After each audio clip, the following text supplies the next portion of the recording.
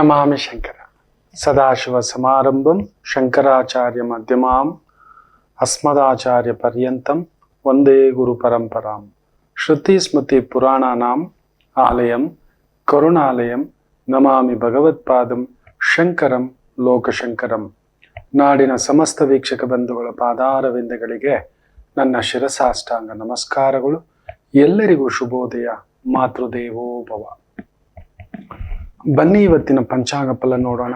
20ನೇ ತಾರೀಕು ಜನವರಿ 2024 ಶನಿವಾರ. ಶೋಭಕೃತ್ ನಾಮ ಸಂವತ್ಸರೆ, ಉತ್ತರಾಯಣೆ, ಹೇಮಂತ ಋತು, ಪೌಷ ಮಾಸೆ, ಶುಕ್ಲ ಪಕ್ಷದ ದಶಮಿ ತಿಥಿ, ಕೃತಿಕಾ ನಕ್ಷತ್ರ, ಶುಭಯೋಗ, ತೈತುಲ ಕರಣ. ಇವತ್ತಿನ ಪಂಚಾಂಗ ಫಲ. ಈ ಒಂದು ಸಂಖ್ಯೆ, ವರ್ಷ, ಹೆಸರು ನಿಮಗೇ ಗೊತ್ತಿಲ್ಲದೆಯೇ ಮಾನವ ಜನ್ಮ ಬಲು ದುರ್ಲಭ. ಅಲ್ಲೊಂದು ಶಕ್ತಿ ಕೊಟ್ಟಿದೆ. ಅದನ್ನ ಕೆಲವರು ಧೂರ್ತತನವಾಗಿ ಯೋಚನೆ ಮಾಡೋದು. ಅಯ್ಯೋ, ನನ್ನ ಜೀವನ ಇಷ್ಟು ವರ್ಷ ಕಾದಿದ್ದೆ ಗುರುಗಳೇ. ನೆನಪಿಟ್ಟುಕೊಳ್ಳಿ, ನಮ್ಮ ಅನಾದಿ ಕಾಲದಿಂದಲೂ ಒಂದು ನಿಯಮವಿದೆ. ತುಂಬಾ ಜನ ಮಾತಾಡ್ತಿರ್ತಾರೆ, ಅವನಿಗೆ ಶುಕ್ರದಶೆ ಕಣೋ, ಅವನಿಗೆ ಗುರುದಶೆ ಕಣೋ. ಯಾವುದೇ ದಶೆಯಾದರೂ ಆ ದಶೆಯವರೆಗೆ ಅವರಿಗೆ ಸಂಕಷ್ಟ. ತುಂಬಾ ಜನಕ್ಕೆ ಇದು ಗೊತ್ತಿಲ್ಲ. ಯಾರಿಗಾದರೂ ಅದನ್ನ ಇನ್ನೂ ಬಿಡಿಸಿ ಹೇಳಬೇಕು ಅಂದ್ರೆ, ಒಂದು ದಶಾಕಾಲ, ಒಂದು 10 ವರ್ಷ ವಿಪರೀತ ಸಮಸ್ಯೆ ಕೊಡುತ್ತೆ. ವಿಪರೀತ. ಆ ನಂತರ ಅದರ ಭಾಗ್ಯವನ್ನು ಕೊಡಲೇಬೇಕು. ಇಲ್ಲ, ಆ ದಶಾಕಾಲ ತುಂಬಾ ವಿಪರೀತ ಸೌಭಾಗ್ಯ ಯೋಗವನ್ನ ಕೊಡುತ್ತೆ. ಆ ನಂತರ ದೌರ್ಭಾಗ್ಯ ಕೊಡಲೇಬೇಕು. ಅಂತ ಒಂದು ದುರ್ಯೋಧನ ಮಹಾಭಾರತದಲ್ಲಿ ಇವರು 13 ವರ್ಷ ಇರಲಿಲ್ಲ ಪಾಂಡವರು. ನೋಡಿ, ಅವನು ಏನಾದ್ರೂ ನೆಮ್ಮದಿಯಾಗಿದ್ನ. ತುಂಬಾ ಜನ ಅಂದ್ಕೋತಿರ್ತಾರೆ, ಇಲ್ಲ ಗುರುಗಳೇ, ಪಾಪಿ ಚಿರಾಯು, ಅವನು ಏನ್ ಬದುಕ್ತಾ ಗೊತ್ತಾ, ಹೆಂಗಿದ್ದ ಗೊತ್ತಾ ಅಂತ. ನಿಮಗೆ ಯಾರಿಗೂ ಗೊತ್ತಿಲ್ಲದ ಒಂದು ಸತ್ಯ ಹೇಳ್ತಾನೆ. ಅವನಿಗೆ ಎಷ್ಟು ಭಯ ಇತ್ತು ಅಂದ್ರೆ, ಇಂದಲ್ಲ ನಾಳೆ ಅವ್ರು ವಾಪಸ್ ಬರ್ತಾರೆ ಗೊತ್ತಿತ್ತು ಆತನಿಗೆ. ಕಳ್ಳನ ಮನಸ್ಸು ಒಳ್ಳುಳ್ಳಾಗೆ. ನೋಡಿ, ಎಷ್ಟು ನೆಮ್ಮದಿಯಾಗಿ ಆನಂದವಾಗಿ ಇರ್ಬೋದಿತ್ತು. ನ್ಯಾಯವಾಗಿ ಸಂಪಾದಿಸಿದ್ರೆ, ಧರ್ಮವಾಗಿ ಸಂಪಾದಿಸಿದ್ರೆ ಇರೋ ಒಂದಷ್ಟು ಬದುಕಿನಲ್ಲಿ ಆನಂದವಾಗಿ ಇರ್ಬೋದಿತ್ತು. ಇರಲು ಬಿಡುವುದಿಲ್ಲ. ಮೋಸವಾಗಿ ಸಂಪಾದನೆ ಮಾಡಿದವ್ರು ಯಾವತ್ತೂ ನೆಮ್ಮದಿ ಇರಲ್ಲ. ಅದಕ್ಕೆ ಸಾಕ್ಷಿ ದುರ್ಯೋಧನನೇ. ಹೌದು, ಅವನ್ ಏನ್ ಮಾಡಿದ್ದ ಗೊತ್ತಾ? ನೀವು ನಂಬ್ತೀರಾ? ಅಷ್ಟು ವರ್ಷ ಒಂದು ಭೀಮನ ಬಹುದೊಡ್ಡ ಬೃಹದಾಕಾರವಾಗಿರ್ತಕ್ಕಂಥ ಒಂದು ವಿಗ್ರಹವನ್ನ ಮಾಡಿಸ್ಕೊಂಡಿದ್ದ. ಕಬ್ಬಣದಲ್ಲಿ ತುಂಬಾ ಏನೇನೋ ಬೇರೆ ಬೇರೆ ನಾನಾ ಲೋಹಗಳನ್ನ ಕರಗಿಸಿ ಹಾಕಿ ಅದೇ ರೂಪ. ಅಷ್ಟೇ ಒಂದು ಖಂಡಗಳು, ಬಲಗಳು, ಭುಜಗಳು. ಯಾಕಂದ್ರೆ ಇವತ್ತೆಲ್ಲ ನಾಳೆ ಅವನು ಹೇಳಿದ್ದ ಅಲ್ವಾ, ತುಂಬಿದ ಸಭೆಯಲ್ಲಿ ದ್ರೌಪದಿಯ ಆ ಒಂದು ಮಾನಾಪಮಾನವಾದಾಗ ನಿನ್ನ ತೊಡೆ ಮುರಿದು ಸಾಯಿಸ್ತೇನೆ ಅಂತ ಹೇಳಿದ್ದ. ಅದಕ್ಕೇನ್ ಮಾಡಿದ್ದೋ ಗೊತ್ತಿತ್ತು. ಆ ಭಯ, ಮಾಡಿರೋ ತಪ್ಪು. ಒಂದು ಪರಸ್ತ್ರೀಯನ ಆ ರೀತಿ ನೋಡಿರೋ ತಪ್ಪು. ಆ ರೀತಿ ಬಟ್ಟೆ ಸರಿಸಿ ತೊಡೆಯನ್ನು ತೋರಿಸೋದು ಇನ್ನೂ ದೊಡ್ಡ ತಪ್ಪು. ಹೌದು, ಬಾ ಇಲ್ಲಿ ಬಂದು ಕುತ್ಕೊಂಡು ನಿನ್ಗೆ 5 ಜನ ಗಂಡಂದ್ರು ಅಂದಿದ್ದು ಯಾರಿಗೂ ಯಾವ ಲೋಕದಲ್ಲೂ ಎಲ್ಲೂ ಕೇಳಿರೋದು ವಿಚಿತ್ರವಾದಂಥದ್ದು. ಇದನ್ನ ನಮ್ಮ ಕಡೆ ಬೇರೆ ಹೇಳ್ತಾರೆ, ಬೇರೆ ಕೆಟ್ಟ ಭಾಷೆ ಬಳಸ್ತಾನೆ. ಬಾ ಕುತ್ಕೋ ಬಾ ಅಂತ ಹೇಳ್ತಾನೆ. ಅದು ಈ ರೀತಿ ಆ ಪಂಚೆಯನ್ನ ಸರಿಸಿ ಎಂತ ತಾಕುತ್ತೆ ಗೊತ್ತಾ ಅಲ್ಲಿ. ಆ ಭೀಮ ಶಪಥ ಭಯ ಬಂದ್ಬಿಟ್ಟಿರುತ್ತೆ. ರಾಜ್ಯವನ್ನೇನೋ ಕಬಳಿಸ್ಕೊಂಡ, ಕಪಡದ್ಯೂತ ಎಲ್ಲ ಸರಿ, ನೆಮ್ಮದಿಯಾಗಿದ್ನ. ದಿನ ಅಹರ್ನಿಶಿ ಗದೆನಿಟ್ಕೊಂಡು ಎಷ್ಟೋ ಗದೆಗಳು ಮಾಡಿಸಿಟ್ಕೊಂಡಿದ್ದ. ಯಾಕಂದ್ರೆ ನಾವು ಒಡೆದೋಗ್ತಿದ್ವು ಆ ಗದೆಗಳು. ಅವನು ಮಾಡಿಸಿದಂತ ಆ ಲೋಹದ ಭೀಮನ ಪ್ರತಿಕೃತಿಯನ್ನು ಇಟ್ಕೊಂಡು ಹೊಡೆಯೋದು ಅಭ್ಯಾಸ ಮಾಡು. ರಾತ್ರಿ ನಿದ್ದೆ ಬರಲ್ಲ. ಚಡಪಡಿಕೆ ಗೆಳಿ, ಮೋಸದ್ದು, ದ್ರೋಹದ್ದು, ಅಧರ್ಮದ್ದು. ಖಂಡಿತ ಇದು ಅಧರ್ಮದಿಂದ ಬದುಕತಕ್ಕಂಥವರ ಬದುಕೇ ಹೀಗೆ. ಅಧರ್ಮದಿಂದ ಬದುಕತಕ್ಕಂಥವರ ಬದುಕಿನಲ್ಲಿ ಈ ರೀತಿ ಇರುತ್ತೆ. ಅವ್ರು ನಿದ್ದೆ ಮಾಡಲ್ಲ, ನೀವು ಅಂದ್ಕೊಂಡಿರೋದಷ್ಟೇ. ಅದೇ ಧರ್ಮವಂತರು ಒಂದು 5 ಸಂದರ್ಭದಲ್ಲಿ ನಿದ್ದೆ ಮಾಡಲ್ಲ. ಬೆಳಿಗ್ಗೆ ಸಾಲಗಾರರ ಕಾಟ ಬರುತ್ತೆ, ಮನೆ ಜಪ್ತಿ ಮಾಡ್ತಾರೆ, ನಾವು ಬೀದಿಗೆ ಬೀಳ್ತೀವಿ, ನಾಳೆಯಿಂದ ಇನ್ನು ಸ್ವಲ್ಪ ದಿನಗಳಲ್ಲಿ ಬೀದಿಗೆ ಬೀಳ್ತೀವಿ, ನಮ್ಮ ಮರ್ಯಾದೆ ಹೋಗಿದೆ, ಅದು ಹೊರಗಡೆ ಬಂದ್ಬಿಡುತ್ತೆ. ಗೊತ್ತೋ ಗೊತ್ತಿಲ್ಲದೆಯೋ ಯಾರೋ ಮಾಡಿದ ತಪ್ಪು ನಮ್ಮ ಮೇಲೆ ಅಪವಾದ ಬಂದಿದೆ, ಅದಕ್ಕೆ ಏನು ತೀರ್ಪು ಕೊಟ್ಬಿಡುತ್ತೆ ನ್ಯಾಯಾಲಯ. ಇಂತಹ ಒಂದು ತುಂಬಾ ಮರ್ಯಾದೆ, ಮಾನ, ಧರ್ಮ ಅನ್ನತಕ್ಕಂಥ ಭಾವಾರ್ಥದಲ್ಲಿ ಇರತಕ್ಕಂಥ ವ್ಯಕ್ತಿಗಳಿಗೆ ನಿದ್ದೆ ಬರೋಲ್ಲ. ಹೌದು, ಅದೇ ಇನ್ನೊಬ್ಬರ ಸೊತ್ತು ಹೊಡ್ಕೊಂಡು ಬಂದಿರೋವನಿಗೆ ಈ ಕುತ್ಕೋತಾನೆ. ಇದು ಯಾವಾಗ ಕರಗಿಸ್ಬಿಟ್ಟು ಹೆಂಗ್ ಮಾಡ್ಕೊಳ್ಳೋದು? ಯಾರಾದ್ರೂ ಸಿಕ್ಕಾಕೋಬಿಟ್ರೆ, ಕಂಡಿಡಿದು ಬಿಟ್ರೆ, ಗೊತ್ತಾಗ್ಬಿಟ್ರೆ. ನೋಡಿ, ಮೊನ್ನೆ ಒಬ್ಬ ಕಳ್ಳನನ್ನ ಹಿಡಿದಿದ್ದಾರೆ ಪೊಲೀಸರು. ತುಂಬಾ ಬುದ್ಧಿವಂತನಾಗಿ ತಪ್ಪಿಸ್ಕೊಂಡಿದ್ದಾನೆ, ಬಿಟ್ಟಿಲ್ಲ ಅವರು. ಸುಮಾರು ಒಂದು 500 ಕ್ಯಾಮ್ರಾಗಳಲ್ಲಿ, CC ಕ್ಯಾಮ್ರಾಗಳಲ್ಲಿ ಹುಡುಕಿದ್ದಾರೆ. ನೋಡಿ, ಅಲ್ಲೊಂದು ತೀಕ್ಷ್ಣಮತಿ ಕೆಲಸ ಮಾಡಿಸಿದೆ ರಾಹು, ಸಿಕ್ಕಾಕ್ಸಿದೆ. ರಾಹು ಬುಧ ಸೇರಿದ್ರೆ ಅಷ್ಟೇ ವಿಚಿತ್ರವಾದಂತ ಕಳ್ಳತನಗಳಾದ್ರೂ ಕಂಡುಹಿಡಿತಾರೆ. ಅವನು ಒಂದು 4-5 ಜೊತೆ ಬಟ್ಟೆ ತಂದ್ಬಿಟ್ಟಿದ್ದಾನೆ, ಶರ್ಟ್ಗಳನ್ನ. ಕಳ್ಳತನಕ್ಕೆ ಹೋಗೋವಾಗಲೇ ಫೋನನ್ನು ಎಲ್ಲೋ ಇಟ್ಟು ಬಂದ್ಬಿಟ್ಟಿದ್ದಾನೆ. ನೀಟಾಗಿ ಬಂದು ಕಳ್ಳತನ ಆದ್ಮೇಲೆ ಅದು ಕ್ಯಾಮರಾಗಳಿಲ್ಲದ ಕಡೆನೆ ಓಡಾಡಿದ್ದಾನೆ. ಶರ್ಟನ್ನು ಚೇಂಜ್ ಮಾಡ್ಕೊಂಡಿದ್ದಾನೆ, ಅಲ್ಲಲ್ಲಿ ಶರ್ಟ್ಗಳನ್ನ ಚೇಂಜ್ ಮಾಡ್ಕೊಳ್ತಾ ಬಂದಿದ್ದಾನೆ. ಮೇಲುಡುಪನ್ನ ಯಾರೋ ಬಿಡು, ಇವನಲ್ಲ, ಈ ಡ್ರೆಸ್ ಅಲ್ಲ, ಅದೇ ಡ್ರೆಸ್ ಸಿಕ್ಕಾಕೋಬೇಕಲ್ವ. ನೋಡಿ, ಹುಡುಕ್ತಾ ಒಂದು ಲಾಕ್ ಆಗಿದ್ದಾನೆ ಪ್ಯಾಂಟಿನ ವಿಚಾರದಲ್ಲಿ. ಶರ್ಟ್ ಏನೋ ಚೇಂಜ್ ಮಾಡ್ಕೊಂಡ, ಪ್ಯಾಂಟ್ ಚೇಂಜ್ ಮಾಡೋಕೆ ನಡು ರೋಡಲ್ಲಿ ಆಗಲ್ವಲ್ಲ. ತಪ್ಪಿಸ್ಕೋತಾ ನೋಡ್ತಾ ಕ್ಯಾಮ್ರಾಗಳಲ್ಲಿ ಬೀಳ್ತೀವಿ, ಸಿಕ್ಕಾಕೋತೀವಿ, ಅದು ಇದು ಅನ್ನತಕ್ಕಂಥದ್ದು. ಬರೀ ಒಂದು ಪ್ಯಾಂಟ್ ವಿಚಾರದಲ್ಲಿ ಸಿಕ್ಕಾಕೋಬಿಟ್ಟಿದ್ದಾನೆ. ಕಂಡಿಡ್ದಿದ್ದಾರೆ ಪೊಲೀಸವರು, ಎತ್ತಾಕೋ ಬಂದಿದ್ದಾರೆ. ಹೇಳಿ, ಅವನು ಎಷ್ಟೇ ಕುತಂತ್ರ ಮಾಡಿದರು, ಕುಚಕ್ರ ಮಾಡಿದರು, ಧರ್ಮ ತನ್ನ ಕೆಲಸವನ್ನ, ನ್ಯಾಯ ತನ್ನ ಕೆಲಸವನ್ನ ಮಾಡೇ ಮಾಡುತ್ತದೆ. ಎಷ್ಟು ದೂರ ತಪ್ಪಿಸ್ಕೊಂಡು ಹೋಗ್ತೀರಿ. ಹಾಗೆ ಅಧರ್ಮವನ್ನು ಮಾಡಿದಂತೂ ನೆಮ್ಮದಿಯಾಗಿ ಮಲಗ್ಲಿಕ್ಕೆ ಬಿಡೋಲ್ಲ. ಧೃತರಾಷ್ಟ್ರನಿಗೂ ಅದೇ ಸಮಸ್ಯೆ. ವಿದುರ ಅದನ್ನೇ ಹೇಳೋದು, ಇನ್ನೊಬ್ರು ಸೊತ್ತೇನಾದ್ರೂ ಹೊಡೆಯೋರ್ಗೆ ನಿದ್ದೆ ಬರಲ್ವೋ, ಇನ್ನೊಬ್ರಿಗೆ ಅನ್ಯಾಯ ಮಾಡೋರ್ಗೆ ನಿದ್ದೆ ಬರಲ್ವೋ, ತಾನು ಮಾತ್ರ ಕಳ್ಳತನ ಮಾಡೋವನಿಗೆ ನಿದ್ದೆ ಬರಲ್ವೋ, ಕಾಮವಿಕಾರದಿಂದ ಅಂತ ಬಳಲ್ತಿರ್ತಕ್ಕಂಥವನಿಗೆ ನಿದ್ದೆ ಬರಲ್ವೋ. ಅಣ್ಣ ಏನಿಗೆ ಹೇಳೋದು, ಏನ ಅಣ್ಣ ನೀನ್ ನಿಜವಾಗ್ಲೂ ಮನ್ಸಿಗೂ ನೀನ್ ಕುರುಡು ತುಂಬ್ಕೊಬಿಟ್ಟಿದ್ಯೋ, ನೀನ್ ಬರೀ ದೇಹ ವೈಕ್ಲಬ್ಧ ಅಲ್ಲ, ಮನಸ್ಸಿಗೂ ವೈಕ್ಲಬ್ಧ ಆಗ್ಬಿಟ್ಟಿದೆ ಕಣೋ ಅಂತ. ಅಂಥದ್ದೇ ದುರ್ಯೋಧನನಿಗೂ ಆಗಿತ್ತು. ನೀವು ನಂಬಿದ್ರೆ ನಂಬಿ, ನಿಮ್ ಸುತ್ತಮುತ್ತ ಇರತಕ್ಕಂಥ ಎಷ್ಟೋ ದೊಡ್ಡವರು ದೊಡ್ಡ ಮನೆ ಕಟ್ಬಿಟ್ಟಿದ್ದಾರೆ, ದೊಡ್ಡ ವ್ಯವಸ್ಥೆ. ಅವರು ಯಾವಾಗ income tax raid, ED raid, ಯಾವ ಕೋರ್ಟ್ಗೆ ಹೋಗ್ಬೇಕು, ಎಲ್ಲಿ ಜೈಲಲ್ಲಿ ನಿಂತ್ಕೋಬೇಕು, ಎಲ್ಲಿ ಸಿಕ್ಕಾಕೋತೀವೋ, ಯಾವ ತರ ಆಗ್ತೀವೋ, ಈ ಭಯದಲ್ಲೇ ಬೇಯ್ತಾ ಇರ್ತಾರೆ. ದುರ್ಯೋಧನನ ತರ ರಾತ್ರಿ ಎದ್ದು ಬರೋದು, ಗದೆನ ಇಟ್ಕೊಂಡು ಪ್ರಾಕ್ಟೀಸ್ ಮಾಡು. ಆ 13 ವರ್ಷವೂ ಅದೇ ಕೆಲಸ. ಅವನು ಭಯದಲ್ಲೇ. ಕಡೆಗೂ ಯುದ್ಧ ನಡೆಯುತ್ತೆ, ಸಾಯ್ತಾನೆ. ಒಂದು ವಿಚಿತ್ರ ಗೊತ್ತರ, ಆ ಒಂದು ವಿಗ್ರಹ ಅಲ್ಲೇ ಇರುತ್ತೆ, ಅವನ ಒಂದು ಅಂತಃಪುರದಲ್ಲೇ ಇರುತ್ತೆ. ಯುದ್ಧ ಎಲ್ಲ ಮುಗಿದು ಆದ್ಮೇಲೆ ಪಾಂಡವರು ಬರ್ತಾರೆ, ಧೃತರಾಷ್ಟ್ರನನ್ನ ನೋಡ್ಲಿಕ್ಕೆ ಬರ್ತಾರೆ. ಯಾಕಂದ್ರೆ 100 ಮಕ್ಕಳು ತೀರ್ಕೊಂಡಿರೋದು ತಟ್ಕೊಳ್ಳಲ್ಲ. ತನ್ನವರು ಭೀಷ್ಮ, ದ್ರೋಣ ಎಲ್ಲ ವಯಸ್ಸಾದ ಅಜ್ಜ, ತಂದೆ, ದೊಡ್ಡಪ್ಪ, ಇರ್ಲಿ ಕ್ಷಮೆ ಕೇಳಬೇಕು, ನಾವೆಷ್ಟೇ ಪ್ರಯತ್ನ ಮಾಡಿದ್ರು ನಿನ್ನ ಮಗ ಕೇಳಲಿಲ್ಲ ಅನ್ನತಕ್ಕಂಥ ಆ ಒಂದು ಕ್ಷಮೆಗೋಸ್ಕರ ಬಂದು ನಿಂತಿದ್ರೆ ಕೃಷ್ಣರು ಬಂದು ನಿಂತಿರ್ತಾರೆ. ಆಗ ಧೃತರಾಷ್ಟ್ರರು ನೋಡಿ, ಅದಕ್ಕೆ ಹೇಳೋದು it is in the jeans ಅಂತ ಹೇಳ್ತಾರೆ.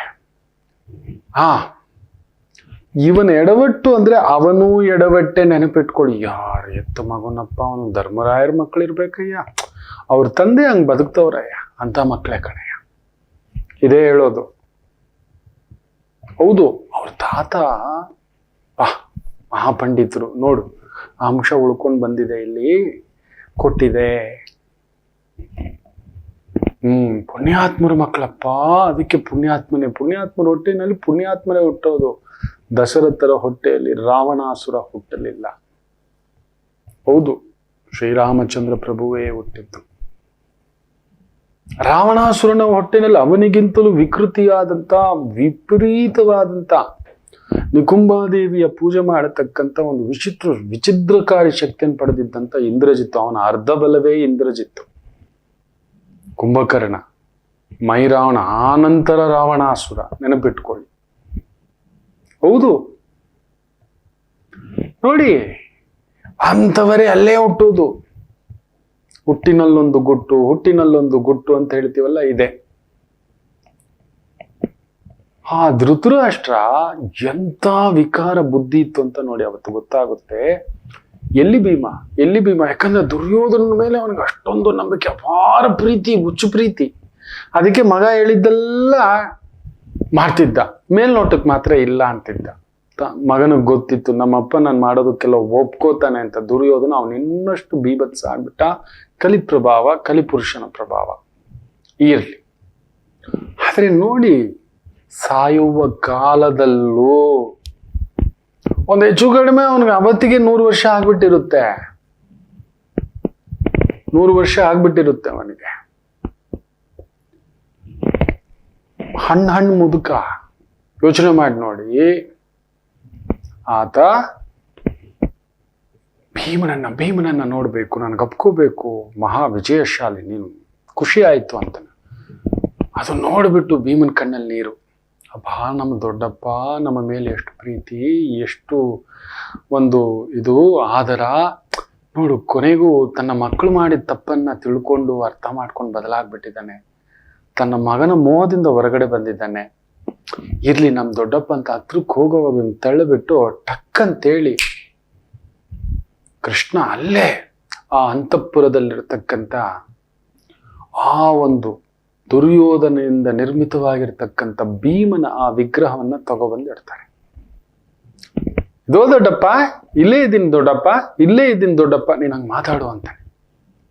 ಭೀಮನಿಗೆ ಅರ್ಥ ಆಗ್ತಿಲ್ಲ. ಈ ಮುದ್ಕ ಎದ್ದು ಬಂದವನು, ಎಲ್ಲಿದೀಯಾ ಅಂತ. ಇಲ್ಲೇ ಇದ್ದೀನಿ ದೊಡ್ಡಪ್ಪ, ನೋಡು ದೊಡ್ಡಪ್ಪ ಅಂತ ಬಂದು ಹಿಂಗೆ ಅಪ್ಕೋತಾನೆ. ಯಾವ್ದನ್ ಗೊತ್ತಾ? ಆ ವಿಗ್ರಹವನ್ನ ನಾನಾ ರೀತಿಯ ಲೋಹಗಳನ್ನ ಹಾಕಿ ಎಷ್ಟು ಗಟ್ಟಿಯಾಗಿ ಮಾಡಿರ್ತಾನೆ ಅಂದ್ರೆ ಗದೆಗಳು ಪುಡಿ ಆಗಿರುತ್ತೆ. ಆ ರೀತಿ ಅನಂತವಾಗಿ 13 ವರ್ಷ ಗಂಟೆಗಟ್ಟಲೆ ತಪಸ್ಸಿನ ತರ ಅವನು ಪ್ರಾಕ್ಟೀಸ್ ಮಾಡಿದ್ರು ಕೂಡ ಅಲ್ಲೊಂದು ಲೆಕ್ಕಾಚಾರ ಉಂಟು ಗದಾ ಯುದ್ಧದಲ್ಲಿ. ಬಿಡಿ, ಅಧರ್ಮಕ್ಕೆ ಅಧರ್ಮವಾಗಿ ಹೊಡಿಬೇಕು ಅನ್ನೋದನ್ನು ಕೂಡ ಕೃಷ್ಣ ತೋರಿಸ್ಕೊಡ್ತಾನೆ. ಅದನ್ನ ಇನ್ನೊಂದು ದಿನ ಹೇಳ್ತಾನೆ. ಅಧರ್ಮದವರ ಹತ್ರ ಧರ್ಮ ಮಾತಾಡಕ್ ಹೋಗ್ಬಾರ್ದು, ಧರ್ಮದವರ ಹತ್ರ ಅಧರ್ಮದ ಲೆಕ್ಕಾಚಾರಕ್ಕೆ ಹೋಗಬಾರ್ದು. ಅದು ಉಂಟು, ನೆನ್ಪಿಟ್ಕೊಳ್ಳಿ. ವಾಪಸ್ ಕೊಡ್ಲೇಬೇಕು. ವಾಪಸ್ ಕೊಡೋನು ವಾಪಸ್ ರೀತಿಯಲ್ಲೇ ಕೊಡ್ಬೇಕು. ಇದು ಸತ್ಯ, ನೆನ್ಪಿಟ್ಕೊಳ್ಳಿ. ಆ ದುರ್ಯೋಧನನ ನಿರ್ಮಿತ ಆ ವಿಗ್ರಹವನ್ನ, ಭೀಮನ ವಿಗ್ರಹವನ್ನ ಧೃತರಾಷ್ಟ್ರ ಅಪ್ಕೋತಾನೆ. ಭೀಮ ಅಂತ ಹಿಂಗ ಅಪ್ಕೊಂಡು ಹಿಂಗ ಅಂತಾನೆ. ನೀವು ನಂಬಲ್ಲ, ಹಣ್ಣು ಮುದುಕ, ನೆನಪಿಟ್ಟುಕೊಳ್ಳಿ. ಆ ವಿಗ್ರಹ ದುರ್ಯೋಧನ ಕೈಯಲ್ಲಿ ಕೂಡ ಒಂದೇ ಒಂದು ನತ್ತಿ ಬರ್ಸಿರೋಕ್ಕಾಗಿರೋಲ್ಲ, ಒಂದು ಬೆರಳು ಮುರಿದಿರೋಕ್ಕಾಗಿರೋಲ್ಲ, ಒಂದು ಕಂಡಕ್ಕೊಂದು ಮಾರ್ಕ್ ಇಟ್ಟಿರೋಕ್ಕಾಗಲ್ಲ. ಆ ರೀತಿ ಗಟ್ಟಿಯಾಗಿ ಮಾಡದಂತ ವಿಗ್ರಹ ಪುಡಿಯಾಗಿ ಬಿದ್ಬಿಡುತ್ತೆ. ಹಿಂಗೆ ಹಾಕೊಂಡು ಆ ಮುದುಕ ಅವನ ಶಕ್ತಿ ಲೆಕ್ಕ ಹಾಕೊಳ್ಳಿ. ಅವನೊಬ್ಬನೇ ಸಾಕಿತ್ತು, ಧೃತರಾಷ್ಟ್ರ ಒಬ್ಬನೇ ಸಾಕಿತ್ತು. ನೆನಪಿಟ್ಟುಕೊಳ್ಳಿ ಮಕ್ಕಳೇ, ಅವನೊಬ್ಬನೇ ಸಾಕಿತ್ತು ಎಲ್ಲ ಸರ್ವನಾಶ ಮಾಡ್ಲಿಕ್ಕೆ. ಯುದ್ಧದಲ್ಲಿ ಅವನೊಬ್ಬನಿಗೆ ಕಣ್ಣು ಸರಿ ಇದ್ದು ಬಂದಿದ್ರೆ ಯಾರೂ ಬೇಕಿರ್ಲಿಲ್ಲ. ದೈವ ಅದಕ್ಕೆ ಗೊತ್ತಿತ್ತು, ನಾವು ಮೊದಲೇ ಆತನ ಕಣ್ಣನ್ನ ಹುಟ್ಟುವಾಗಲೇ ತೆಗೆದಿಡ್ತು. ವ್ಯಾಸರ ಮಗ ಆತ, ನೆನಪಿಟ್ಟುಕೊಳ್ಳಿ. ಅಲ್ಲಿ ಆತನ ತಾಯಿ ಆ ಒಂದು ಗರ್ಭ ಧರಿಸುವಾಗ ನಡೆದಂತ ಒಂದು ವಿಘಟನೆ ಅಲ್ಲಿ ವಿಚಿತ್ರವಾದಂಥ ಸಂತಾನ ರೂಪದಲ್ಲಿ ಧೃತರಾಷ್ಟ್ರ ಹುಟ್ಟಿದ್ದು. ಅದಕ್ಕೆ ಆ ಥರದ ಒಂದು ಹಸುರ ಭಾವ. ಭೀಮ, ಪಾಂಡವರು ಎಲ್ಲರೂ ಏನು ಆಗ್ತಿದೆ ಅನ್ನೋಷ್ಟರಲ್ಲಿ ಅಷ್ಟು ದೊಡ್ಡ ವಿಗ್ರಹ ಕಟ ಕಟ ಕಟ ಕಟ ಕಟ ಅಂತ ಪುಡಿ ಹೋದ, ಪೀಡೆ ಹೋದ ಅಂತಾನೆ. ನಿಶ್ಚೇಷ್ಟಿತನಾಗಿ ಭೀಮ ಅಲ್ಲೇ ಪ್ರಜ್ಞೆ ತಪ್ಪಿ ಕುತ್ಕೋಬಿಡ್ತಾನೆ. ಹಂಗೆ ಏನಿದು, ಈ ಅಜ್ಜನ ಕೈಗೆ, ಈ ದೊಡ್ಡಪ್ಪನ ಕೈಗೆ ಸಿಕ್ಕಿದ್ರೆ ನನ್ನ ಗತಿ ಏನು ಅಂತ ಧರ್ಮರಾಯರ ಸಮೇತ ತೃಪ್ತಿ ಆಯ್ತಾ ಮಹಾರಾಜ ಅಂತಾರೆ ಕೃಷ್ಣರು. ಇಷ್ಟಕ್ಕೆಲ್ಲ ಮೂಲ ಕಾರಣ ಇವನೇ. ಅದರಿಂದ ಒಂದೇಟಿಗೆ ಹೊಸ್ಕಾಕ್ಬಿಟ್ಟೆ. ನನ್ನ ಮನಸ್ಸಿನಲ್ಲಿದ್ದಂಥ ಕ್ರೋಧ, ಇಷ್ಟು ವರ್ಷಗಳ ಕ್ರೋಧ ಹೊರಟೋಯ್ತು. ಅವತ್ತಿಗೆ ಕಡಿಮೆ ಅಂದರೂ ಒಂದು 74-75 ವರ್ಷ ನೆನಪಿಟ್ಟುಕೊಳ್ಳಿ. ಒಂದು 72-73 ವರ್ಷ ಭೀಮನಿಗೆ. ಈ ಅಜ್ಜನಿಗೆ ಹೆಚ್ಚು ಕಡಿಮೆ 100 ವರ್ಷ. ಹಾಗಾದ್ರೆ ಭೀಮನಿಗೆ 70-72 ವರ್ಷ ಅಂದ್ರೆ ಅವನು 3 ವರ್ಷದ ಮಗುವಾಗಿಲಿಂದ ಮಾಡಿದಂತ ಲೀಲೆಗಳು ಗೊತ್ತಿತ್ತು ಧೃತರಾಷ್ಟ್ರಿಗೆ. ಅಂದ್ರೆ 70 ವರ್ಷದ ದ್ವೇಷ, ಇವನೇ ನಾಳೆ ನನ್ನ ಮಕ್ಕಳಿಗೆ, ನನ್ನ ಮಗನಾದ ದುರ್ಯೋಧನನಿಗೆ ಪ್ರತಿಸ್ಪರ್ಧಿ ಅಂತ ಅವತ್ತಿಂದ ವಿಷ ಬೆಳೆಸ್ಕೊಂಡು ಬಂದಿರೋದು. ಬದಲಾಗಲ್ಲ ವ್ಯಕ್ತಿಗಳು, ಮೂರ್ಖರು ನೀವು. ಹೌದು, ತುಂಬಾ ಜನಕ್ಕೆ ಇದು ಗೊತ್ತಿಲ್ಲ. ಮೂಢ ಅನ್ನೋನು ಮೂಢನೇ, ಮೂರ್ಖ ಅನ್ನೋನು ಮೂರ್ಖನೇ. ಯಾರೋ ಮಾನಸಿಕ ಅಸ್ವಸ್ಥತೆ ಬೇರೆ ಸರಿಪಡಿಸ್ಬೋದು, ಬೌದ್ಧಿಕ ಅಸ್ವಸ್ಥತಾ ಇದೆಯಲ್ಲ ಅವನು ಬದಲಾಗುವುದಿಲ್ಲ. ತುಂಬಾ ಜನ ಇವತ್ತು ನನ್ನ ಮಗ ಹಿಂಗಾಗ್ಬಿಟ್ಟ, ನನ್ನ ಗಂಡ ಹಿಂಗಾಗ್ಬಿಟ್ಟ, ನನ್ನ ಹೆಂಡತಿ ಹಿಂಗಾಗ್ಬಿಡ್ತು, ಮೊದಲಿಂದಲೂ ಹಿಂಗಿತ್ತು, ನಾನು ನೋಡ್ಕೊಳ್ಳಿಲ್ಲ. ಇಲ್ಲ, ಮೊದಲಿಂದಲೂ ಅದೇ, ಮೊದಲಿಂದಲೂ ಇದು ದ್ರಾಕ್ಷಿಯೇ, ಎಡುಗದ ದ್ರಾಕ್ಷಿ ಹುಳಿಯೇ. ಯಾಕೆ ಈ ಮಾತು ಹೇಳುತ್ತಿದ್ದೇನೆ ಎಂದರೆ, ವಿಧಿಯ ಒಂದು ಶಕ್ತಿ ಇದೆಯಲ್ಲ ಮಕ್ಕಳೇ, ನಮ್ಮನ್ನು ಆಳತಕ್ಕಂಥದ್ದಾಗುತ್ತೆ. ತುಂಬಾ ಎಚ್ಚರಿಕೆಯಿಂದ ನಮ್ಮ ಬಲಾಬಲಗಳನ್ನ ತಿಳ್ಕೊಬೇಕು. ಎದುರುಗಡೆಯವರು ಚೆನ್ನಾಗಿ ಮಾತಾಡಿದ್ರು, ಅಯ್ಯೋ ನಮ್ಮ ಮೇಲೆ ಪ್ರೀತಿ ದಿಢೀರಂತ ಉಕ್ಕಿಸ್ತಿದ್ದಾನೆ, ದಿಢೀರಂತ ನಾಟಕ ಮಾಡ್ತಿದ್ದಾನೆ, ಅಯ್ಯೋ ನಮ್ ಗುರುಜಿ, ಅಯ್ಯೋ ನಮ್ ದೊಡ್ಡಪ್ಪ ಸಾರ್, ನಿಮಗೆ ಗೊತ್ತಿಲ್ಲ ಬಿಡಿ ಸರ್, ನಾನಿದ್ದೀನಿ ಸರ್, ನಾನಿದ್ದೀನಿ ಅಂತ ಎಷ್ಟು ಜನ ಕುತ್ತಿಗೆ ಕುಯ್ದಿರ್ತಾರೆ, ನಿಮ್ಗೆ ಗೊತ್ತಿದೆಯಾ? ಅಯ್ಯೋ ಆ ಜಾತಕಗಳ ಭರಾಟೆ ನೋಡ್ತಿರ್ತೀನಲ್ಲ. ಮಕ್ಕಳೇ ನೀವು. ಇವತ್ತು 15 ವರ್ಷದ ನಂತರ ಒಂದು ತಾಯಿ ಜೀವ ಬರುತ್ತೆ. ನೀವು ಹೇಳಿದಾಗೆ ಆಗೋಯ್ತು ಗುರುಗಳೇ, ದೂರ ಆಗೋಯ್ತು. ನೋಡಿ ಗುರುಗಳೇ, ನೀವು ಹೇಳಿದ ನನ್ನ ಮಗ ಇವತ್ತು ನೋಡಿ ಗುರುಗಳೇ ಅಂತ ತುಂಬಾ ಆತ್ಮತೃಪ್ತಿಯೇ. ನೀವು ಅವತ್ತು ಹೇಳಿದ್ರಿ, ನಾನು ಸಮಯ ತಗೊಂಡೆ, ಆದ್ರೂ ಇವತ್ತು ಗೆದ್ದಿದ್ದೇನೆ ಗುರುಗಳೇ. ನನ್ನ ಸ್ವಲ್ಪ ಸಮಯ ತಗೊಂಡು ನನ್ನ ಮಗ ನೋಡಿ ಗುರುಗಳೇ, ನನ್ನ ಮಗ IIT beautiful, is preparing for IIT ಕರ್ಗಾಪುರ್ ಅಂತ ಒಂದು ವಿದ್ವತ್ ಜ್ಞಾನ ಇದೆ. ಹಾಗೆಯೇ ಈ ಒಂದು ವರ್ಷದಲ್ಲಿ ಹುಟ್ಟಿದವರೆಗೂ ಈ ರೀತಿ ಧೃತರಾಷ್ಟ್ರ ಭೀಮ, 2ರ ಬಲವು, 2ರ ಶಕ್ತಿಯು, 2ರ ವಿಚಿದ್ರ ಭಾವಗಳು ಇರತಕ್ಕಂಥ ಒಂದು ವರ್ಷ. ಅದುವೇ 1989 ಹುಟ್ಟಿದವರಿಗೆ ಧೃತರಾಷ್ಟ್ರ ಭಾವ. ಹಾಗೆಯೇ ಭೀಮನ ಭಾವ ಎರಡೂ ಉಂಟು, 2 ಮದಗಜಗಳೇ. ಶನಿ ಗುರು ಷಷ್ಟಾಷ್ಟಕ 1989. ಕರ್ಮವನ್ನು ನೋಡ್ಲಾ, ನಾನು ಮಾಡ್ತಿರೋದು ಮಾಡ್ಕೊಂಡು ಹೋಗ್ಲಾ ಗುರುಗಳೇ? ಇಲ್ಲ ಗುರುಗಳೇ, ಶನಿಯಿಂದ ಗುರು ಅಷ್ಟಮ. ನನ್ನ ಮನೆ, ನನ್ನ ಪ್ರೀತಿ, ನನ್ನ ಮಗು, ನನ್ನ ಕುಟುಂಬ, ನನ್ನ ಮದುವೆ ಜೀವನ ಬಿರುಗಾಳಿ. ಖಂಡಿತ ನಿಮ್ಮನ್ನು ಬಳಸ್ಕೊಂಡಿರೋದು ಖಂಡಿತ ಆಗಿರುತ್ತೆ, ಇಲ್ಲ ಅಂತ ಹೇಳಿಬಿಡಿ. ನೀವೊಂದು 3,000 ರೂಪಾಯಿ ದುಡ್ಡು ಕೊಟ್ಟಿದ್ದರು,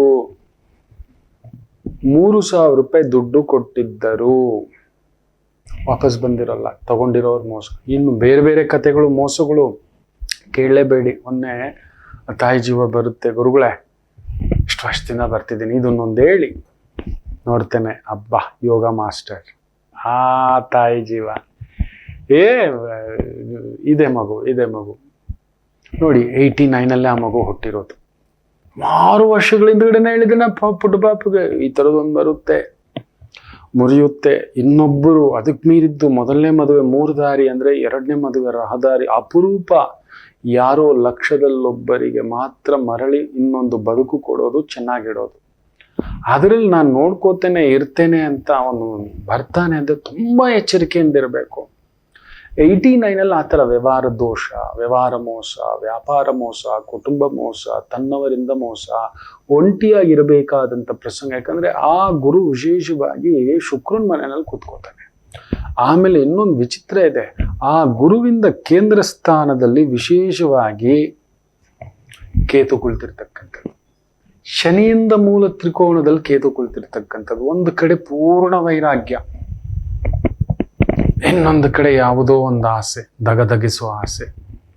ಗುರುವಿಗೆ ರಾಹು ಕೇಂದ್ರದಲ್ಲಿರುವುದರಿಂದ ಗುರು ಚಾಂಡಾಳ ದೋಷ, ಕೇತು ಗುರು ವೈರಾಗ್ಯ ದೋಷ. ಒಂದು ಕಡೆ ಕೊಡೋದು ಕೊಡ್ತಾನೆ, ಇನ್ನೊಂದು ಕಡೆ ಕಳ್ಕೊಂಡಿರ್ತೀರಿ. 1989 ಈ ಥರದ್ದಾಗಿತ್ತಾ ಇಲ್ವಾ ಹೇಳಿ? ಭೀಮನ ಬಲ ನಿಮ್ಮದು ಗೊತ್ತಿಲ್ಲ, ಪೆದ್ದುಗಳ ಥರ ಕೂತು ಬಿಟ್ಟಿರ್ತೀರಿ. 1989 ಹುಟ್ಟಿರ್ತಕ್ಕಂಥವ್ರು. ನಾನು ಹೇಳಿದ್ದೆ ಹಿಂದೊಮ್ಮೆ 1988 ಬಗ್ಗೆ ಕೂಡ ಮಾಹಿತಿ ಕೊಟ್ಟಿದ್ದೇನೆ, ಮಾಲಿಕೆ ಇದೆ, ಬೇಕಾದ್ರೆ ನೋಡಿ.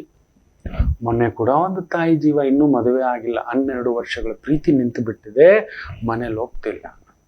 ಕಾರಣ ಹುಡುಗ ಕೆಳಜಾತಿ, ಒಪ್ತಿಲ್ಲ. ಈ ಹುಡುಗಿನೂ ಮದುವೆ ಆಗದೆ ಕೂತು ಬಿಟ್ಟಿದೆ. ಒಮ್ಮೆ ತಾಯಿನ ಕರ್ಕೊಂಡ್ ಬಾರೋ, ನೀನ್ ಯಾರನ್ನ ಮದುವೆ ಆದ್ರೂ ನೋವೇ, ಇಷ್ಟಪಟ್ಟಿದ್ದಾದ್ರು ಆಗೋ ಒಂದು ಒಳ್ಳೆ ಅಧಿಕಾರ ಇದೆ ಅಂದ್ರೆ, ಗುರುಗಳೇ ಈ ತರದ್ದಾಗಿದೆ, ನೆಕ್ಸ್ಟ್ ವೀಕ್ ಒಂದಿದೆ, ತಗೋ ಬರ್ತೀಯ, ಹೋಗೋ ಮಗಳೇ ಅಂತ. 8 ಇಲ್ಲಿ 1, 9, 8, 9 ಸೆಂಟ್ರಲ್ ನೋಡಿ, 9, 9 ನಡುವೆ 8 ಸಿಕ್ಕಾಕೊಂಡಿದ್ದಾನೆ. ಆಮೇಲೆ 1, 9, 10 ಆಗುತ್ತೆ. 1 ಸೂರ್ಯ ಪ್ರಭಾವ, 9 ಕುಜ ಅಂಗಾರಕ ಪ್ರಭಾವ, 8 ಕರ್ಮ ಪ್ರಭಾವ ಶನಿ, ಅದರ ನಡುವೆ ಮತ್ತೆ ಕುಜ ಪ್ರಭಾವ, 1 ಸೂರ್ಯಾಂಶ, ಆ ಆತ್ಮ, ಆ ತೇಜಸ್ಸು, ಆ ಮಾತು, ಆ ಅಂದ, ಆ ಚಂದ, ಆಗತ್ತು, ಸರ್ಕಾರದ ಕೆಲಸ ಇಲ್ಲ, ಸ್ವಂತ ಕೆಲಸ, ಸ್ವಂತ ವ್ಯವಹಾರ, ಸ್ವಂತ ಬದುಕು, ಸ್ವಂತ ಜೀವನ ಕಟ್ಟತಕ್ಕಂಥ ತಾಕತ್ತಿದ್ದರೂ 9 ಯುದ್ಧ ಮಾಡಿಸಿ ಕೊಡ್ತಾನೆ, ಬಟ್ 8 ಬಿಡೋಲ್ಲ. ಇವನಿಗೂ ಅವನಿಗೂ ಆಗೋದೇ ಇಲ್ಲ. 9, 8, 17 ಆಗುತ್ತೆ. ಆಮೇಲೆ 1 ಸೇರಿಸಿದ್ರೆ 18 ಆಗುತ್ತೆ. ಮತ್ತೆ 1, 8 ಪ್ರಭಾವ, ಅದೊಂದು ಬೇರೆ ಯುದ್ಧ. ಸೆಂಟ್ರಲ್ ನಲಗ್ತಾನೆ, ನೀವು ನಲಗ್ತಿರ್ತೀರಿ. ಒಂದ ಇವರ, ಒಂದ ಐದ, ಒಂದು ಕುಟುಂಬನ, ಒಂದು ಗಂಡನ, ಒಂದು ಹೆಂಡತಿನ, ಒಂದು ಮಗುನ. ನಿಜ ಹೇಳಿ ಮಕ್ಳೆ, ನಿಮ್ ವೃತ್ತಿಪರವಾಗಿ ಎಷ್ಟು ಬಾರಿ ಯುದ್ಧಗಳು ಮಾಡಿದ್ದೀರಿ ಹೇಳಿ. 1999 ಹುಟ್ಟಿರ್ತಕ್ಕಂಥವ್ರು. ನಿಮ್ಮ ಪ್ರತಿಭೆಗೆ ತಕ್ಕಂಥ ಪುರಸ್ಕಾರ, ನಿಮ್ ಪ್ರತಿಭೆಗೆ ತಕ್ಕಂಥ ಗೌರವ, ನಿಮ್ ಪ್ರತಿಭೆಗೆ ತಕ್ಕಂಥ ಆ ಒಂದು ಸ್ಥಾನ ಎಂಟೈರ್ಲಿ ಹಂಟಿಂಗ್ ಡೌನ್. ಮಾತಾಡೋಕ್ಕಾದ್ರೂ ಭೀಮಂತರ ಪೆದ್ದು ಬಿದ್ಬಿಡ್ತೀರಿ ನೀವು. ಯಾರೋ ಒಬ್ಬ ಧೃತರಾಷ್ಟ್ರ ಅಲ್ಲಿ ಕೂತಿದ್ದಾನೆ, ಏನೋ ಒಂದು ಮೇಲೆ ಕಣ್ಣಕ್ಕೆ ಬಟ್ಟೆ ಕಟ್ಕೊಂಡು, ಇಲ್ಲಪ್ಪ, ಇದಪ್ಪ, ಅದಪ್ಪ ಅನ್ನತಕ್ಕಂಥ ಧೃತರಾಷ್ಟ್ರನ ಭಾವಕ್ಕೆ ಒಳಗಾಗಿ ಹೋಗಿ ಈ ತರ ಸಿಕ್ಕಾಕೊಂಡು ಪುಡಿ ಆಗಿದ್ದೀರಾ ಇಲ್ವಾ ಹೇಳಿ. 89 ಹುಟ್ಟಿರ್ತಕ್ಕಂಥ ಸ್ತ್ರೀಯರು ಮುಖ್ಯವಾಗಿ, ಪ್ಲಸ್ ಪುರುಷರು ಕೂಡ ಕನ್ಫರ್ಮ್ ದುಡ್ಡಿನ ವಿಚಾರದಲ್ಲಿ ಮೋಸ ಹೋಗಿರ್ತೀರಿ, ವ್ಯವಹಾರದ ವಿಚಾರದಲ್ಲಿ ಮೋಸ ಹೋಗಿರ್ತೀರಿ. ನಿಮಗೆ ಮೋಸ ಬರೋಲ್ಲ ಮಕ್ಕಳೇ. ಇಲ್ಲ, ನಿಮ್ಮ ಮೇಲೆ ಅಪವಾದ ಆದ್ರೂ ಬಂದಿರುತ್ತೆ. This man is a cheater, he has misused money, funds, ಅದು ಇದು ಅನ್ನತಕ್ಕಂಥದ್ದು. ಹೌದು ಅಲ್ವೋ ಹೇಳಿ. You are not a good leader, but you are a good teacher. ಹೌದು, ನೀವು ಲೀಡರ್ ಆಗೋ ಒಂದು ಗುಣ ಕಡ ಕಡ ಕಡ ಕಡ ಕಡ ಕಡ ಅಂತಾನೆ ರಾಹು ಎದ್ದೊಳೋ ಮಾಡೋ ನೋಡೋ ಅಂತ ದಯಮಾಡಿ ಮಾಡ್ಲಿಕ್ಕೆ ಹೋಗ್ಬೇಡಿ. ಯಾಕೆಂದ್ರೆ ಅಲ್ಲಿ ಶನಿ, ಕುಜ, ಕೇತು ಮೂಲ ತ್ರಿಕೋಣದಲ್ಲಿ ಲಾಕ್ ಆಗ್ತಾರೆ. ಸೊ ನಿಮ್ ಶಕ್ತಿ ನುಂಗಾಕುತ್ತೆ. ಸ್ವಂತ ಮನೆ ಮಾಡ್ಲಿಕ್ಕೆ ಒದ್ದಾಡಿಸಿರುತ್ತೆ. ಹೌದು, ಬದುಕು ಕಟ್ಕೊಳ್ಳಿಕ್ಕೆ ಕಡಿಮೆ ಅಂದ್ರೂ 3 ಲಕ್ಷ ಇಲ್ಲ 30 ಲಕ್ಷ ಮೋಸ ಹೋಗಿರ್ತೀರಿ, ಕೊಟ್ಟಾದ್ರೂ ಮೋಸ ಹೋಗಿರ್ತೀರಿ, ಇಲ್ಲ ವ್ಯವಹಾರ ಮಾಡೋಕೆ ಹೋಗಿ ಆದರೂ ಸಿಕ್ಕಾಕೋಬಿಟ್ಟಿರ್ತೀರಿ. ಹೌದು ಅಲ್ವೋ ಹೇಳಿ. ಈ ಒಂದು 1989 ಹುಟ್ಟಿದವ್ರು ಅಲ್ಲಿದೆ. ಗೊತ್ತಿಲ್ಲ ಯಾಕೆ ಹೀಗೆ ಮಾಡ್ದ ಅಂತ ನನಗೂ. ನೋಡಿ, ನಮ್ಮನ್ನ ಆ ಒಂದು ಕಾಲಚಕ್ರ ಇದೆಯಲ್ಲ, ಯಾವುದೋ ಒಂದು ಮಹಾ ಉದ್ದೇಶ ಕಳಿಸಿರುತ್ತೆ, ಅದನ್ನು ಹುಡುಕಿ ಕೊರಗಬೇಡಿ. ಆಗೋಗಿದೆ, ಆಗಿ ಹೋದ ಕಾರ್ಯಕ್ಕೆ ಚಿಂತಿಸಿ ಫಲವಿಲ್ಲ ಅಂತಾರೆ ಚಾಣಕ್ಯರು. ಚಿಂತಿಸಬಾರ್ದು, ಮುಂದಕ್ಕೆ ಹೋಗ್ಬೇಕು. ಮನುಷ್ಯ ಮಾತ್ರ ಚಿಂತಿಸ್ತಾನೆ ಮಕ್ಕಳೇ. ನನ್ನ ಜೀವನ ಹೀಗಾಗೋಯ್ತು, ನನ್ನ ಗಂಡ ಹೀಗಾಗೋದ. ಮೊನ್ನೆ ಒಂದು ತಾಯಿ ಜೀವ, ನನ್ನ ಗಂಡ ಹೀಗೆ, ಅಯ್ಯೋ ನಿನ್ನ ಮಗಂದು ಜೀನ್ಸ್ ಅಲ್ಲಿ ಸ್ವಲ್ಪ ಇದೆ. ಗುರುಗಳೇ ಯಾಕೆ ಹೇಳ್ತೀರಿ ನನಗೆ? ಹೌದು, ಸತ್ಯ ಕಹಿಯಾಗಿರುತ್ತೆ. ಧೃತರಾಷ್ಟ್ರನ ಮಗ ದುರ್ಯೋಧನ ಅವನಿಗಿಂತಲೂ 1000 ಪಟ್ಟು ಕುತ್ಸುತಿ. ಇಲ್ಲ, ಧೃತರಾಷ್ಟ್ರನೇ ಒಳಗಡೆ ಕುತ್ಕೊಂಡು ಕುತ್ಸುತಿ. ಮೇಲ್ನೋಟಕ್ಕೆ ಮಾತ್ರ ಮಹಾರಾಜಂತರ ನಾಟಕ. ನನಗೆ ಗೊತ್ತಾಗ್ಲಿಲ್ಲ, ನನ್ನ ಮಗ ಕೇಳ್ತಾನ ನನ್ನ ಮಾತು, ನೀವು ಹೇಳಿ. ತುಂಬಾ ಪುಣ್ಯವಂತರು ನೀವು, ಒಳ್ಳೆಯವರು ನೀವು. ನಾನು ನಿಮ್ ದೊಡ್ಡಪ್ಪ ಹೇಳ್ತಿದ್ದೀನಿ, ಅವನ್ ಕೇಳಲ್ಲ, ಅದಕ್ಕೋಸ್ಕರ ಹೇಳ್ತಿದ್ದೀನಿ. ಇದು ರಾಜ್ಯದ ಆಸೆ ಬಿಟ್ಟು ನೆಮ್ಮದಿಯಾಗಿ ಇದ್ಬಿಡಿ ಅಂತಾನೆ ಸಂಧಾನಕ್ಕೆ ಸಂಜಯನ ಜೊತೆ ಹೇಳಿ ಕಳ್ಸೋದು. ಯಾವತ್ತೂ ಇಲ್ಲದ ಧರ್ಮರಾಯರಿಗೆ ಕೋಪ ಬರುತ್ತೆ. ಅಪರೂಪ ಬರೋದು, ಬಂದ್ರೆ ಮಾತ್ರ ಕರೆಕ್ಟ್ ಆಗಿರುತ್ತೆ. ಧರ್ಮವಂತರು ಕೋಪ ಬರಲ್ಲ, ಬಂದ್ರೆ ಮಾತ್ರ ಬಿಡೋಲ್ಲ. ಹೌದು, ಅವ್ರದೇ ಆದಂತ ಒಂದು ಆಟ ಇರುತ್ತೆ. ಈ ಟ್ರೀಟ್ಮೆಂಟ್ ಅಂತಾರೆ, ಪೊಲೀಸ್ ಟ್ರೀಟ್ಮೆಂಟ್, ಲೀಗಲ್ ಟ್ರೀಟ್ಮೆಂಟು, ಇನ್ನೊಂದು ಟ್ರೀಟ್ಮೆಂಟ್ಗಳು ಕೇಳಿರ್ತೀವಿ. ಅವ್ರದೇ ಭಾಷೆನಲ್ಲಿ ಹೇಳ್ಬೇಕಾಗುತ್ತೆ. ನಮ್ಮ ಭಾಷೆಯಲ್ಲಿ ಹೇಳಿದ್ರೆ ಕೇಳೋದಿಲ್ಲ, ನಮ್ಮ ಭಾಷೆಯಲ್ಲಿ ಹೇಳಿದ್ರೆ ಅರ್ಥ ಮಾಡ್ಕೊಳ್ಳೋದಿಲ್ಲ. ಈ ರೀತಿ ಆದಾಗ ಹೇಳಿ ಏನ್ ಮಾಡ್ಬೇಕು ಅಂತ. Yes, we have to counter that. ಹೌದಲ್ವಾ? ಅಲ್ಲಿ ಕೌಂಟರ್ ಇಡ್ತಾನೆ. ಎಸ್, ಚೆಕ್ಮೇಟ್ ಇಡ್ತಾನೆ. ಧರ್ಮರಾಯ ಹೇಳ್ತಾರೆ ಸಂಜೆ, ದೊಡ್ಡಪ್ಪನಿಗೆ ಹೇಳು, ಬಿಟ್ಟಿಯನ್ನು ಕೊಡೋದಲ್ಲ, ಅಲ್ಲಿ ಮಾತುಕತೆ ಆಗಿತ್ತು.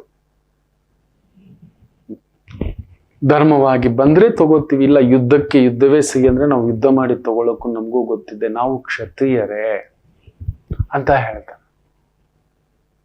ಸರಿಕು ಹೇಳ್ಕೊಟ್ಟು ಕಳಿಸ್ತಾನೆ. ಅದೊಂದು ತುಂಬಾ ಅದ್ಭುತವಾದಂತ ಅಧ್ಯಾಯ. ತಮಾಷೆ ಆಗಿರುತ್ತೆ. ತಮಾಷೆ ಅಲ್ಲ, ಅದೊಂದು ನಿಜ ಗಾಂಭೀರ್ಯವನ್ನ ಸೂಚಿಸ್ಕೊಡುತ್ತೆ. ನೀವು ಹಾಗಿರ್ಬೇಕಾಗುತ್ತೆ. ನಿಮ್ ಬರಲ್ಲ ಮಕ್ಳೇ, ಏನೋ ತಟ್ಟೆಲ್ ತಂದು ನೀವಾಗಿ ಇಟ್ಕೋಬಿಟ್ಟು ಹಿಂಗೆ ಕಣ್ಣಲ್ಲಿ ನೀರ್ ಹಾಕೊಂಡು ಕುತ್ಕೋತೀರಿ. ನಿಮ್ ಒಳ್ಳೆತನವೇ ಶಾಪ. ಭೀಮನ ಹಾಗೆ ಬಲವಿದ್ದರೂ ಬೇಗ ಇಂಥವರ ಮಾತುಗಳಿಗೆ ಒಳಗಾಗಿ, ಇಂಥ ಕುತ್ಸಿತ ವ್ಯಕ್ತಿಗಳ ಮಾತುಗಳಿಗೆ ಒಳಗಾಗಿ, ಇಂತಹ ಒಂದು ನರಿಬುದ್ಧಿಯ ವ್ಯಕ್ತಿಗಳ ಮಾತುಗಳಿಗೆ ಒಳಗಾಗಿ ನಿಮ್ಮ ವಿದ್ವತ್ತು, ನಿಮ್ಮ ಜ್ಞಾನ, ನಿಮ್ಮ ಕೆಲಸ, ಹೌದು, ಇನ್ನೊಬ್ಬರಿಗೆ ದಾರೆ ಎರೆದು ಬಿಟ್ಟಿರ್ತೀರಿ ಮಕ್ಕಳೇ. ನಿಮ್ ಜೀವನ ನೀವೇನ್ ಕೊಟ್ಟಿಲ್ಲ ಹೇಳಿ. ನನಗೆ ಗೊತ್ತಿದೆ, 1989 ತುಂಬಾ ವ್ಯಕ್ತಿಗಳ ಜಾತಕ ನೋಡಿದ್ದಾನೆ. ರಾಮ ತಮ್ಮನ್ನೇ ಸಮರ್ಪಿಸ್ಕೊಂಡಿದ್ದಾರೆ. ತಮ್ಮ ಜೀವನವನ್ನೇ, ತಮ್ಮ ಬದುಕನ್ನೇ, ತಮ್ಮ ಕುಟುಂಬವನ್ನೇ, ತಾವು ದುಡಿದುದನ್ನೇ, ತಮ್ಮ ವಿದ್ವತ್ತು, ಜ್ಞಾನ, ಬೇರೆ ಇನ್ನೇನು ಯೋಚನೆ ಇಲ್ಲ. ಸರ್ವಂ ಸರ್ವಾಂತರಯಾಮಿ, ಎಲ್ಲವೂ ಭಗವಂತನದ್ದೇ. ನಾನು ಕೊಟ್ಟಿರೋದು ಎಲ್ಲವೂ ಭಗವಂತನದ್ದೇ. ನಂಬಿಬಿಟ್ರೆ ನಿಮಗಿಂತ ನಂಬಿಕೆಯ ವ್ಯಕ್ತಿಗಳಿಲ್ಲ. Spain, but still you have been cursed. ಕಲ್ ಬೀಸಿರ್ತಕ್ಕಂಥದ್ದೇ, ಒಕಟ್ ಬೀಸ್ತಕ್ಕಂಥದ್ದೇ ಇದಾಗಿರುತ್ತೆ. ಹೌದು ಅಲ್ವೋ ಹೇಳಿ 89 ಹುಟ್ಟಿರ್ತಕ್ಕಂಥವ್ರು. 89 is a punching. ಅದಷ್ಟೇ ಅಲ್ಲ, ಡೋರ್ ನಂಬರ್ 89 ಇದೆಯಾ ನೋಡಿ. ಹೌದು, ಸುಮ್ಮನೆ ಬರುವುದಿಲ್ಲ. 4 4 ಇಷ್ಟೇ ಲೆಕ್ಕದ ನಂಟು. ಅಲ್ಲಿಗೆ ಬರ್ಬೇಕು ಮಗು. ಲೆಕ್ಕಗಳು ಬದಲಾಗುವುದಿಲ್ಲ. ಇಡೀ ಜಗತ್ತಿಗೆ ಝೀರೋ ಅಂತಾರೆ. ವರ್ಲ್ಡ್, ಇಡೀ ಪ್ರಪಂಚದಲ್ಲಿ ಝೀರೋನ ಝೀರೋ ಅಂತಾರೆ. ಆ ಝೀರೋ ಅನ್ನ ಪೂರ್ಣ ಅಂತ ಹೇಳಿಕೊಟ್ಟಂಥವರು ನಮ್ಮ ಭಾರತೀಯರು. ನಮ್ಮ ಸನಾತನ ಧರ್ಮ ಪೂರ್ಣಾಂಕ. ಅದಕ್ಕೆ ಮೀರಿದ ಬೆಲೆ ಇಲ್ಲ, ಅದಕ್ಕೆ ಕೆಳಗಡೆ ಇಲ್ಲ. ಇದೇ ಸತ್ಯ. ದಯಮಾಡಿ ನಿಮ್ಮ ಜಾತಕವನ್ನ ಒಮ್ಮೆ ಯಾರಾದ್ರೂ ಆಚಾರ್ಯರ ಹತ್ರ ತೋರಿಸ್ಕೊಳ್ಳಿ, ಚೆಕ್ ಮಾಡಿಸ್ಕೊಳ್ಳಿ. ದುಡುಕ್ಬೇಡಿ, ಆತರ ಪಡಬೇಡಿ. ಮುಗ್ಧ ಮಕ್ಕಳು ನೀವು. ಎಸ್, 34 35 ಆಯ್ತು, ಇನ್ನೂ ಪದೇ ಪದೇ ಪೆಟ್ಟು ತಿಂತ, ಇನ್ನೂ ಪದೇ ಪದೇ ನಂಬಿಕೆಗಳಿಗೆ ಒಳಗಾಗ್ತಾ, ಗೊತ್ತೋ ಗೊತ್ತಿಲ್ಲದೆಯೋ ಆ ಗುರು ಒಂದು ಶುಕ್ರನ ಮನೆಯಲ್ಲಿದ್ದು ಅಲ್ಲೊಂದು ಇನ್ನೊಂದು ಯಾವುದೋ ಒಂದು ಹುಳಿಯಾಗಿರೋ ದ್ರಾಕ್ಷಿಗೆ ಆಸೆ ಪಟ್ಟು, ಇಲ್ಲ ಆ ದ್ರಾಕ್ಷಿ ನನಗೆ ತುಂಬ ಹೊಟ್ಟೆ ತುಂಬಿಸುತ್ತೆ ಅಂತ ಆಸೆ ಪಟ್ಟು, ವ್ಯವಹಾರದ್ದು, ಪ್ರೀತಿಯದ್ದು, ಗೆಳೆತನದ್ದು, ವ್ಯಾಪಾರದ್ದು, ಇನ್ನೊಂದು ಉದ್ಯೋಗದ್ದು, ಪ್ಯಾಸಿವ್ ಇನ್ಕಮ್ಮು, ಏನೋ ಒಂದು ಆಗಿ ಅವ್ನು ತಂದು ಇಟ್ಕೊಬಿಟ್ಟಿದ್ದೀರಿ ಗೊತ್ತಿಲ್ಲದೆ. ಭೀಮನ ಹಾಗೆ ನಂಬಿ ಅಲ್ಲಿ ಹೋಗಿ ಸಿಕ್ಕಾಕೊಳ್ತೀರಿ, ಪುಡಿ ಆಗ್ಬಿಡ್ತೀರಿ. ಕೃಷ್ಣ ಇಲ್ಲ ಅಂತ ಇಟ್ಕೊಳ್ಳಿ, ಬೋಮ್. ಖಂಡಿತ ಕೃಷ್ಣನಿದ್ದಾನೆ ನಿಮ್ಮ ಜಾತಕದಲ್ಲಿ, ಯಾಕಂದ್ರೆ ವೃಷಭದಲ್ಲೇ ಗುರು ಇದ್ದಾನೆ. ನಾನೇನು ಹೇಳ್ತೇನೆ ಗೊತ್ತಾ, ಮತ್ತೆ ಪೇಟು ತಿಂದು, ಮತ್ತೆ ಇಂಜುರಿ ಆಗಿ, ಸರ್ಜರಿ ಆಗಿ, ಆಪರೇಷನ್ ಆಗಿ, ಇನ್ನೊಂದು 4 ಆಪರೇಷನ್ಗಳಾಗಿ ಬಿದ್ದು ಚೇತರಿಸ್ಕೊಳ್ಳದಿದ್ದ ಮೇಲೆ ಆಮೇಲೆ ತಿಳ್ಕೊಬೇಕಾ? ನನಗೆ ನನ್ನ ಸ್ನೇಹಿತರು ಇವತ್ತಿಗೂ ನೆನ್ಸ್ಕೋತೇನೆ, ಒಬ್ಬ ವ್ಯಕ್ತಿ ದೂರ್ತ ತುಂಬಾ ದೊಡ್ಡ ಮೋಸ ಮಾಡಿಬಿಟ್ರು. ಈ ಥರದ್ದು ತುಂಬಾ ನಡೆದಿದೆ ಬಿಡಿ. ಆಗ ಅವ್ರು ಹೇಳಿದ್ರು, இது கத்துக்கிறதுக்கு இவ்வளவு போன பிறகு நீ கத்துக்கணுமாப்பா, முதல்ல உனக்கு தெரியலையா ಅಂತ. தெரியாதே ಅಂದೆ. ಇಷ್ಟೆಲ್ಲ ಕಳ್ಕೊಂಡ್ಮೇಲೆ, ಇಷ್ಟು ಲಕ್ಷ ಕಳ್ಕೊಂಡ್ಮೇಲೆ ಈ ವ್ಯಕ್ತಿ ಈಗ ಅಂತ ಕಳ್ಕೋಬೇಕು. ಇಷ್ಟಾಗಿದ್ರು ಮತ್ತೆ ಅವನನ್ನೇ ಕರ್ಕೊಂಡು ಬಂದು ಬದಲಾಗ್ತಾನೇನೋ. ಆಚಾರ್ಯ ಅಲ್ವಾ ಎಷ್ಟಾದ್ರು. ಇರ್ಲಿ, ಇನ್ನೊಂದು ಬಾರಿ ಆ ದುರ್ಯೋಧನನಿಗೆ, ರಾವಣಾಸುರನಿಗೆ, ಇನ್ನೊಮ್ಮೆ ವಾಲಿಗೆ, ಇನ್ನೊಮ್ಮೆ ಪ್ರಕೃತಿ ಕೊಡ್ತು, ಬದಲಾಗ್ಲಿಲ್ಲ. ನಾನೇ ಬದಲಾಗಬೇಕು, ನಾನು ಬದಲಾಗಲ್ಲ. ಅದರಿಂದ ಏನ್ ಮಾಡಿಬಿಟ್ಟೆ, ತಟಸ್ಥ ಆಗ್ಬಿಟ್ಟೆ. ಯಾರು ಬೇಡ ಸ್ವಾಮಿ, ಎಟಕದ ದ್ರಾಕ್ಷಿ ಅದು ಹುಳಿಯ, ನನಗದು ಹುಳಿಯ ಬೇಡ, ನಾವಾಗಿದ್ದು ಬಿಡೋಣ. ನೀವು ಹೇಗಾದ್ರೂ ಇರ್ಲಿ, ನಿಮ್ಮ ಭಾವನೆಗಳಾಗಿಯೇ ಅದಕ್ಕೋಸ್ಕರ ಯಾರಾದ್ರೂ ಆಚಾರ್ಯರ ಹತ್ರ ಮಕ್ಕಳು ಒಮ್ಮೆ ತೋರಿಸ್ಕೊಳ್ಳಿ. 89 ನಿಮ್ಮ mobile number, vehicle number, ending number, mobile ending number, ನಿಮ್ಮ ಡೋರ್ ನಂಬರ್ ಚೆಕ್ ಮಾಡಿ. You are connected to these. ಈ ಥರದ ಒಂದು ಕಾಂಬಿನೇಷನ್ಗಳ ಭಾವಗಳಲ್ಲಿ ಎಳೆದಾಟ ಇಟ್ಟಿರುತ್ತೆ. ಚೆಕ್ ಮಾಡಿ. ಹೌದು ಅಲ್ವೋ? ಕಮೆಂಟ್ಸ್ ಹಾಕ್ತೀರಿ, ಶೇರ್ ಮಾಡ್ತೀರಿ, ಕಾಯ್ತಿರ್ತಾನೆ. ಒಂದು ಪುಟ್ಟ ವಿರಾಮ ತಗೊಂಡು ವಾಪಸ್ ಬರೋಣ. ಮಾತೃದೇವೋ ಭವ. ನಮಾಮಿ ಶಂಕರ. ನನ್ನ ಪ್ರೀತಿಯ ಆಧ್ಯಾತ್ಮಿಕ ಬಂಧುಗಳೇ, ಪ್ರತಿಯೊಬ್ಬರ ಜೀವನದಲ್ಲೊಂದು ಕೆಲವೊಂದು ಪ್ರಶ್ನೆಗಳಿರುತ್ತೆ. ಉತ್ತರವಿಲ್ಲದ ಪ್ರಶ್ನೆಗಳಿಲ್ಲ. ಅಂಥದ್ದೊಂದು ಸಮಸ್ಯೆ ಇದೆಯಾ?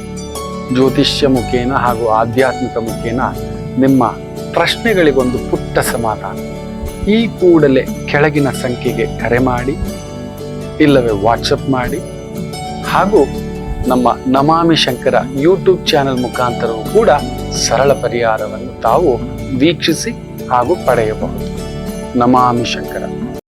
ನಮಾಮಿ ಶಂಕರ. ಕೃತಿಕಾ ನಕ್ಷತ್ರ ಚಂದ್ರ ವಿಶೇಷವಾಗಿ ಈ ಒಂದು ಕೃತಿಕಾ ನಕ್ಷತ್ರ ಸಾರದಲ್ಲಿ ಕುಳಿತಿದ್ದಾನೆ. ಸೂರ್ಯನ ಸಾರ. ಸೂರ್ಯ ಕೂಡ ಉತ್ತರಾಷಾಢ ನಕ್ಷತ್ರ, ಮೇಷರಾಶಿ.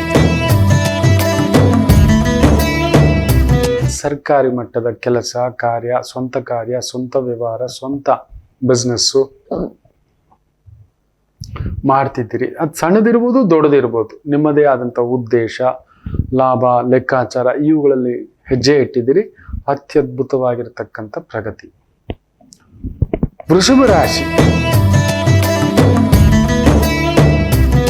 ತೀರಾ ನೇರವಂತಿಕೆ ಒಳ್ಳೆಯದಲ್ಲ, ಹುಷಾರ್. ಚಂದ್ರ ಸೂರ್ಯನ ಭಾವ. ನಾನೇ ಸರಿ, ನನ್ನ ನಿಯಮನೇ ಸರಿ, ನನ್ನ ರೂಲ್ಸೇ ಸರಿ ಆಗೋಲ್ಲ ಮಕ್ಕಳೇ. ನಾನು ಆಗಾಗ ಹೇಳ್ತಿರ್ತೇನೆ, ತುಂಬ ಶಿಸ್ತಿನಿಂದ ಇರ್ಲಿಕ್ಕೆ ಹೋಗ್ಬೇಡಿ. ಮಿಸ್ಸಸ್ ನಿಮ್ಮ ಧರ್ಮಪತ್ನಿ ಸ್ವಲ್ಪ ಅಶಿಸ್ತಿರಿ. ಅಲ್ಲೂ ರೂಲ್ಸ್ ರಂಗಪ್ಪ. ಇದೇನು ಬೆಡ್ಡಿಂಗ್ ಇದೆ, ಇದೇನು ಕಾಫಿ ಈ ಲೋಟಲ್ಲೇ ತಂದಿದ್ಯಾ, ಇದೇನು ನೀವು ಕೋರ್ಟಲ್ಲಿ ಲಾಯರು, ಕೋರ್ಟಲ್ಲಿ ಜಡ್ಜು, ಪೊಲೀಸ್ ಸ್ಟೇಷನಲ್ಲಿ ಪೊಲೀಸು, ಇಲ್ಲ ಹೊರಗಡೆ ಡಾನು. ಮನೆಗೂ ಬಂದು ಡಾನ್ಗಿರಿ ನಡೆಯಲ್ಲ, ಮನೆ ಹೊಡೆದೋಗುತ್ತೆ. ಪುಕ್ಲ ನೀವು ಮನೆಗೆ ಬಂದಿದ್ದು ಏನಾಯ್ತು, ಮನೆ ಒಬ್ಬ ಪುಣ್ಯಾತ್ಮ ಬಂದಿದ್ದಾನೆ, 12 ವರ್ಷದಿಂದ ಪ್ರೀತಿಸ್ತಿದ್ದೀನಿ ಗುರುಜಿ, ಟೆಲ್ಲರ್ ಗುರುಜಿ, ಬೇಡ ಬಿಟ್ಬಿಡು, ನಮ್ಮ ಮನೇಲಿ ಆಗಲ್ಲ ಅಂತಿದ್ದಾರೆ ಅಂತ. ನಿಜವೇ? ಪ್ರೀತಿ ಅನ್ನೊಂದು ಮುಖ ತ್ಯಾಗ. ಗಂಡಸಾದವನು ಧೈರ್ಯ ಹೇಳಿದ್ರೆ ಆ ಹುಡುಗಿಗೆ ಧೈರ್ಯ ಬರುತ್ತೆ. ಈಗಲೇ ಹೇಳ್ತಾ ಕೂತಿದ್ದೀಯಲ್ಲೋ ಮಂಗ. ಎಲ್ಲಬೇಕು? ಗಂಡಸಾದವನು ಅಳೋ ಆಗಿಲ್ಲ ಗೊತ್ತರ? ಅಳುವ ಹಾಗೇ ಇಲ್ಲ. ಎಲ್ಲೋ ಭಾವೋದ್ವೇಗ.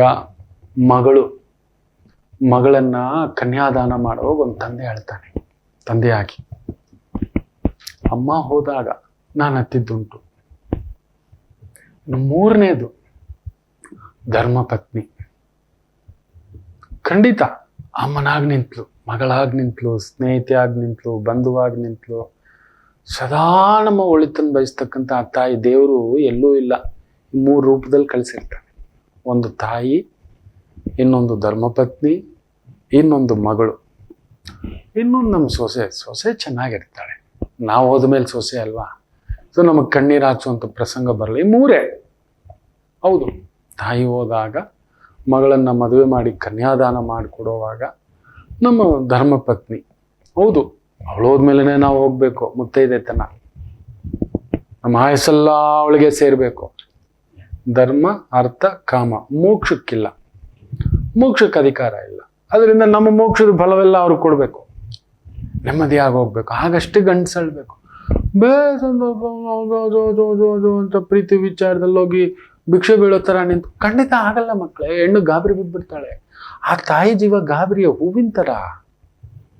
ಮಗು ಅದು ನೋಡೋಕೆ ಹಾಗೆ ಕಾಣಿಸೋದವರು.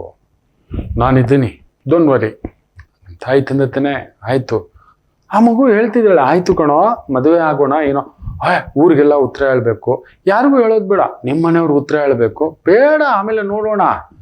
35-36 ನನಗೂ ಆಗಿದೆ, ನಿನಗೂ 36 ಆಗಿದೆ, ಇನ್ನೆಷ್ಟು ದಿನ ಕಾಯೋದು, ನಮ್ಮ ಮನೇಲಿ ಒಪ್ಪಲ್ಲ, ಆಗೋಣ, ಆಮೇಲೆ ನೋಡ್ಕೊಳ್ಳೋಣ. ಇಲ್ಲ, ನಿಮ್ಮ ಮನೆಯವ್ರು ಗೊತ್ತಾಗ್ಬಿಟ್ರೆ ಕಳಿಸೋಲ್ಲ, ಊರವ್ರು ಗೊತ್ತಾದ್ರೆ ಮರ್ಯಾದೆ ಹೋಗುತ್ತೆ, ನಮ್ಮ ತಾಯಿ ತಂದೆಗೆ ಮಗು ಬೇಕು.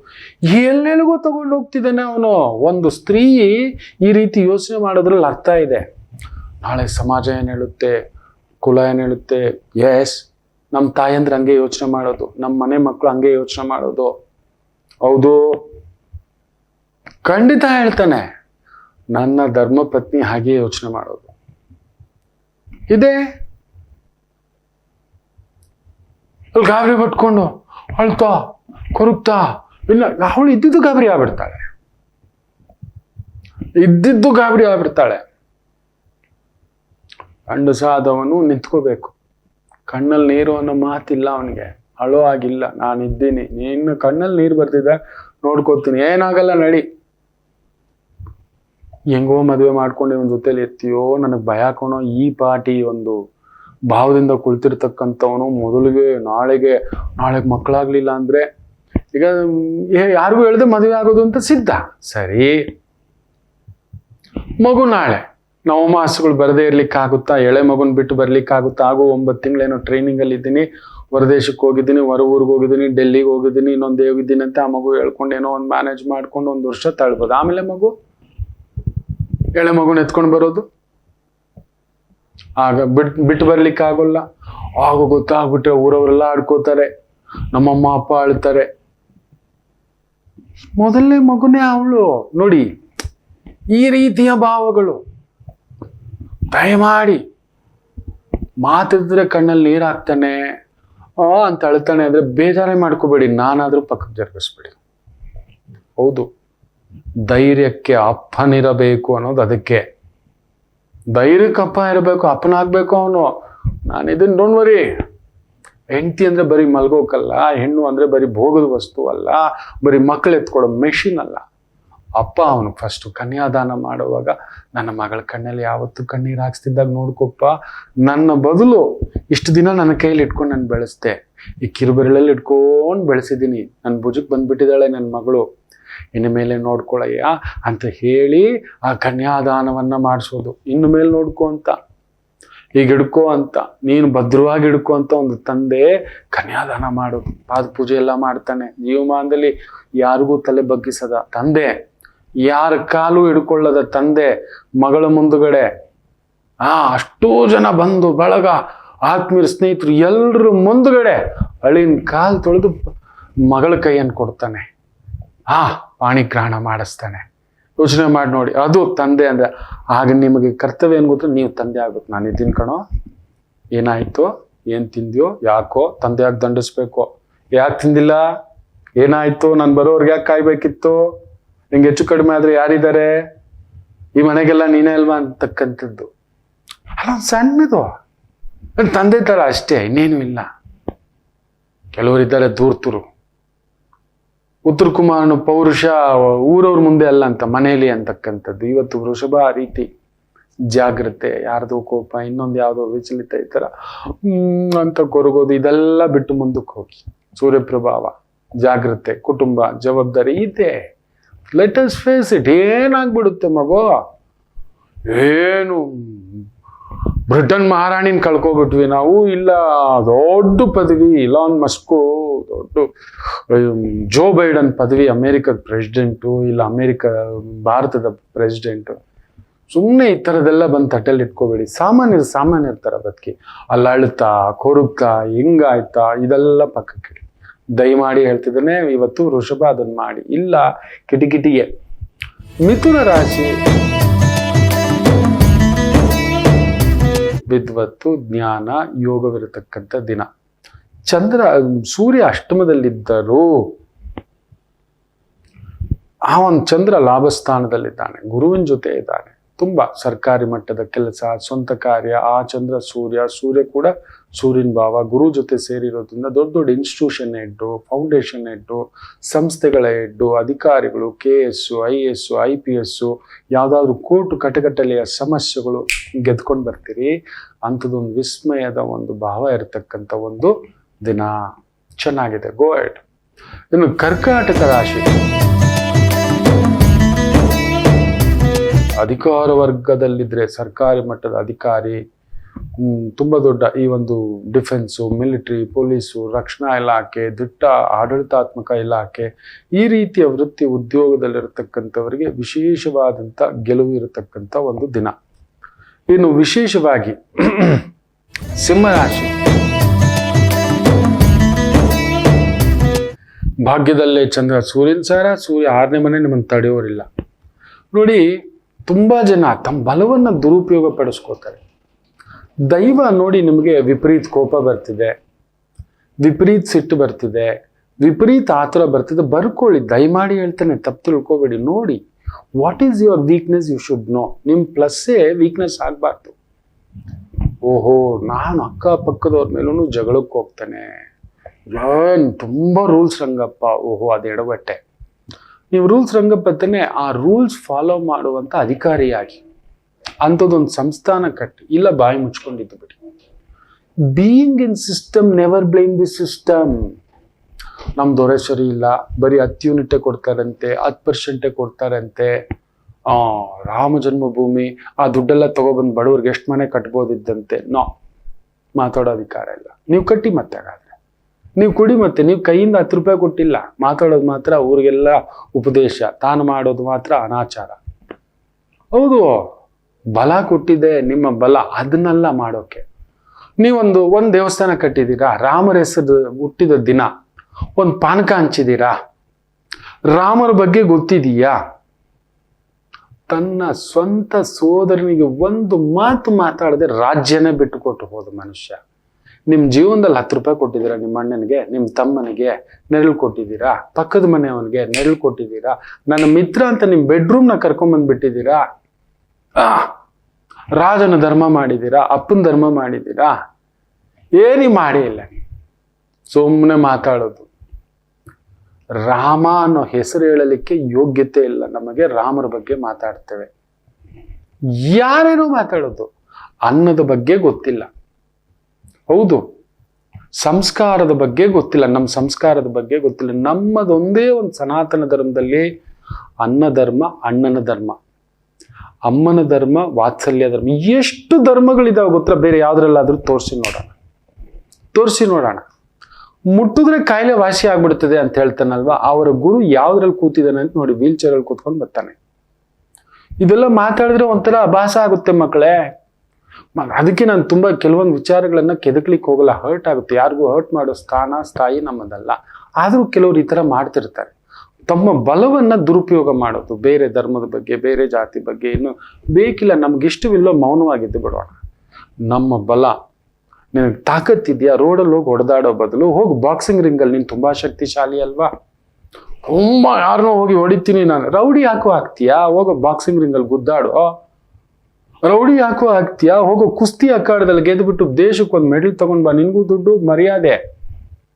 ಹೌದು, ಗನ್ ಹಿಡ್ಕೊಂಡು ಅವ್ನು ಗನ್ನಲ್ಲೇ ಹೋಗೋದು. ಅದೇ ಗನ್ ಹಿಡ್ಕೊಳ್ಳೋ ಬದಲು ಪೊಲೀಸ್ ಅಧಿಕಾರಿಯಾಗಿ ಗನ್ ಹಿಡ್ಕೊ. ನೋಡು, ಆ ಹೆಸರು ನೋಡು, ಆ ಗತ್ತು ನೋಡು. ನಮ್ಮ ಸಾಂಗ್ಲಿಯಾನ ಸಾಹೇಬರು ನೋಡು, ಅಣ್ಣಾಮಲೈ ಸಾಹೇಬರು ನೋಡು, ಒಬ್ಬರ ಇಬ್ರು ಶಂಕರ್ ಬಿದ್ರಿ ಸಾಹೇಬರು, ದ ಮ್ಯಾನ್ ಆಫ್ ಪಜಲ್ ಅವರು. ನನ್ನ ಪುಣ್ಯ ಈ ವಾಗ್ದೇವಿ ಪುಣ್ಯಾತ್ಮರುಗಳ ಜಾತಕ ನೋಡಿದ್ದಾನೆ, ಕೂತಿದ್ದಾನೆ. ಇಂಥ ವಿದ್ವತ್ತ, ಇಂಥ ಶಕ್ತಿಯ, ಅಪರಿಮಿತ ಶಕ್ತಿಯ ಅಂತ ನೋಡಿ. ಅವ್ರು ಬಳಸ್ಕೊಂಡಿರೋದಿಕ್ಕೆ ಅವ್ರ ಮನೆಯಲ್ಲಿ 4 ಜನ UPSC ಎಕ್ಸಾಮ್ ಪಾಸ್ ಆಗಿ UPSC ಬೋರ್ಡು, UPSC ಅಧಿಕಾರದಲ್ಲಿದ್ದಾರೆ.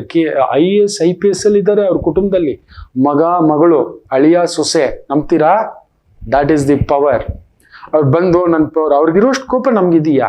ಅವ್ರಿಗಿರೋ ಶಕ್ತಿ ನಮಗಿದೆಯಾ? ಇವತ್ತಿಗೂ ನೋಡಿ ಶಂಕರ್ ಬಿದ್ರಿ ಸಾಹೇಬ್ರನ್ನ, ಅಬ್ಬಾ ಅದ್ಭುತ.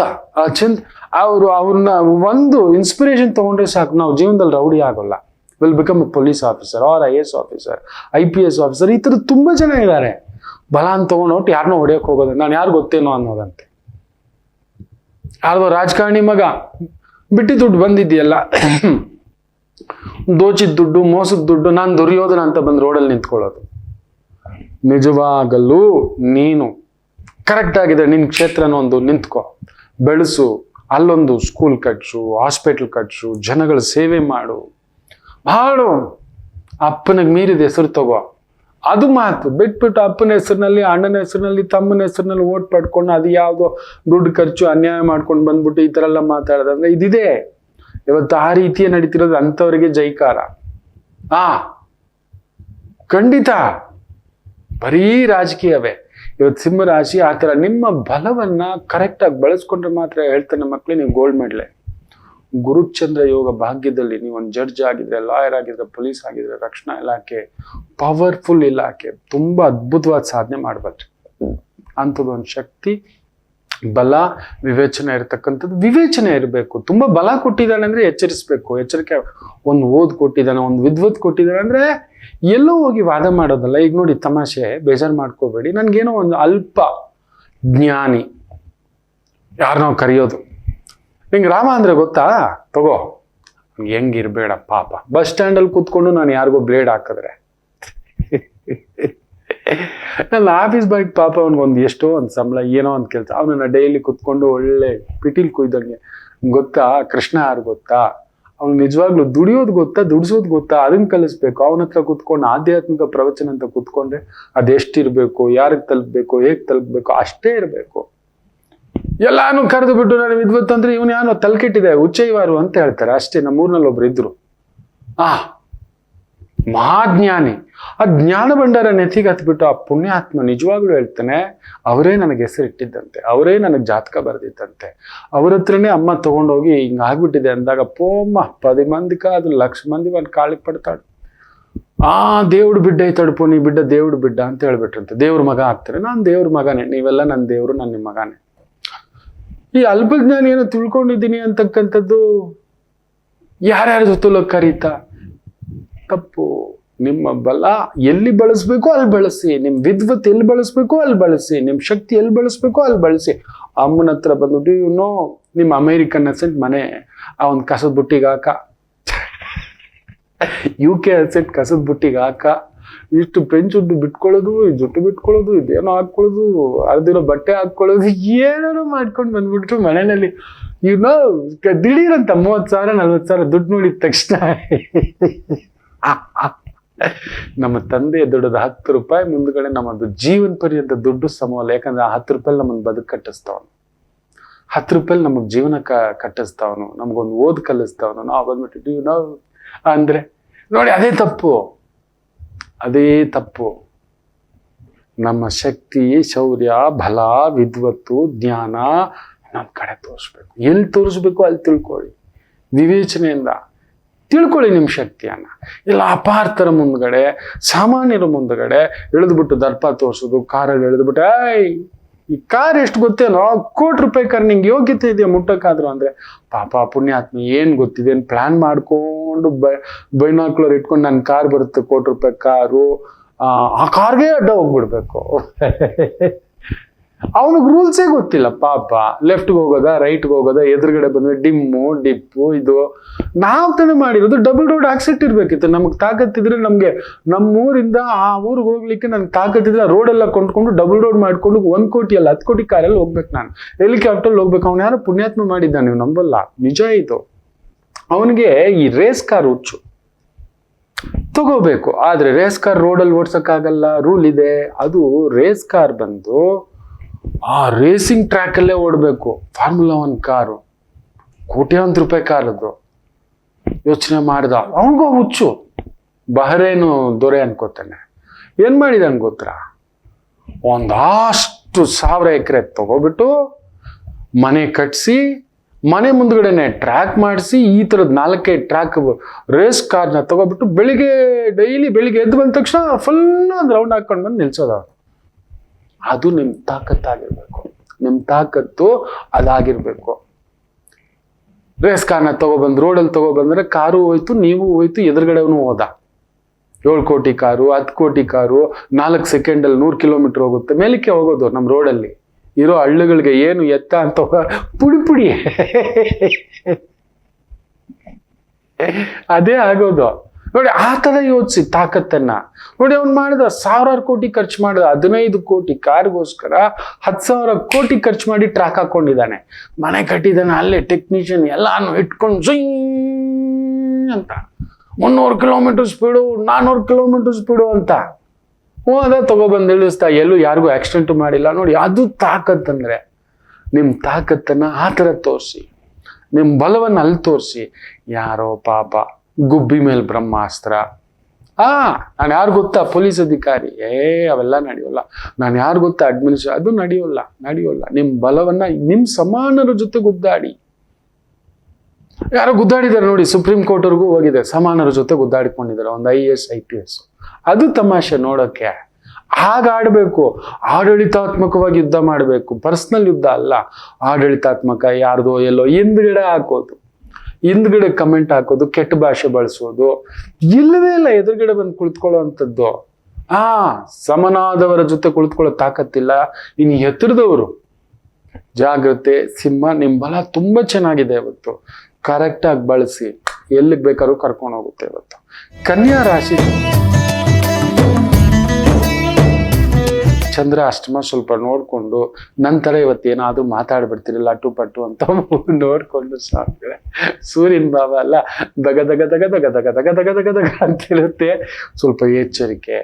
ಹೌದು, ನಮಗೇನು ಗೊತ್ತಾ, ಅಲ್ಪಜ್ಞಾನಿ ಮಹಾಗರ್ವಿ, ಒಂಚೂರು ತಿಳಿದಿದ್ದೆ ನನಗೆ ಮೀರಿದ್ದು, ನನಗೆ ತಿಳಿದಿದ್ದ ಇನ್ನೊಂದ ಅನ್ನತಕ್ಕಂಥ ಭಾವಾರ್ಥಕ್ಕೆ ಹೋಗ್ತಕ್ಕಂಥದ್ದಾಗುತ್ತೆ. ವೆರಿ ಕೇರ್ಫುಲ್ ಇದೆ. ಸ್ವಲ್ಪ ಬಲ ಹೆಚ್ಚಾದಷ್ಟು ತಲೆ ತಗ್ಗಿಸ್ಬೇಕು, ಬಲ ಹೆಚ್ಚಾದಷ್ಟು ತಲೆ ತಗ್ಗಿಸ್ಬೇಕು, ಎಲೆಮರೆಯ ಕಾಯಿ ಆಗ್ಬೇಕು. ಇವತ್ತು ಆ ರೀತಿ ಗೆಲುವಲ್ಲ ನಿಮ್ಮದೇ. ತುಲಾ ರಾಶಿ,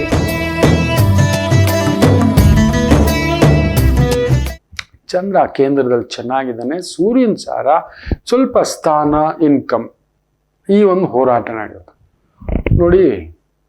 ಸ್ಥಾನವನ್ನ ಸಂಪಾದಿಸ್ಕೊಳ್ಳಿ, ಇನ್ಕಮ್ ಎಲ್ಲ ಬರುತ್ತೆ. ನಿಮ್ಮನ್ನು ಕರೆದು ಕೊಡ್ತಾರೆ. ಸ್ಥಾನ ಒಂದಿಲ್ಲ, ಬರೀ ಇನ್ಕಮ್ಗೋಸ್ಕರ ಕುತ್ಕೊಂಡ್ರಿ ಅಂದ್ರೆ ಹೆಸರು ಕೆಡಿಸ್ಕೋತೀರಿ, ಎಲ್ಲ ಹೋಯ್ತು. ಸೊ ಇವತ್ತು ಸ್ಥಾನದ ಕಡೆ ನೋಡಿ, ಗೌರವದ ಕಡೆ ನೋಡಿ, ಆಟೋಮೆಟಿಕಲಿ ಎವ್ರಿಥಿಂಗ್ ಇಟ್ ಕಮ್ಸ್. ಹೌದು, ಸಂಸ್ಥೆನಲ್ಲಿ ಇಷ್ಟು ದಿನ ಕೆಲಸ ಮಾಡಿದ್ದೇನೆ, ಸಾಧನೆ ಮಾಡಿದ್ದೇನೆ, ನಿಂತಿದ್ದೇನೆ, ಹೋರಾಟ ಮಾಡಿದ್ದೇನೆ, ಬ್ಯೂಟಿಫುಲ್. ಬರೀ ದುಡ್ಡುಗೂ ಹೋದ್ರಿ ಕಳಿಸ್ಬಿಡುತ್ತೆ, ಆಗೋಲ್ಲ, ಇರ್ಲಿಕ್ಕೆ ಬಿಡೋದಿಲ್ಲ. ಜಾಗ್ರತೆ. ವೃಶ್ಚಿಕ ರಾಶಿ, ವಿಜಯ ಮಸ್ತು. ಅಂದುಕೊಂಡ ಕೆಲಸ ಕಾರ್ಯ ವ್ಯವಸ್ಥಿತವಾಗಿ ನಡೀತಕ್ಕಂಥದ್ದಾಗುತ್ತೆ. ಅದ್ಭುತ. ಅದರಲ್ಲೂ ಸ್ವಂತ business, Guruchandra, lawyer, judge, doctor, teacher, professor, adviser, ವೃದ್ಧಾಶ್ರಮ, ಅನಾಥಾಶ್ರಮ, ಧಾರ್ಮಿಕ, ಈ ರೀತಿಯ ಸಂಸ್ಥೆಗಳು ನಡೆಸ್ತಿದ್ದೀರಾ, ವಿಶೇಷ ವೃತ್ತಿ. ಧನುಸು ರಾಶಿ,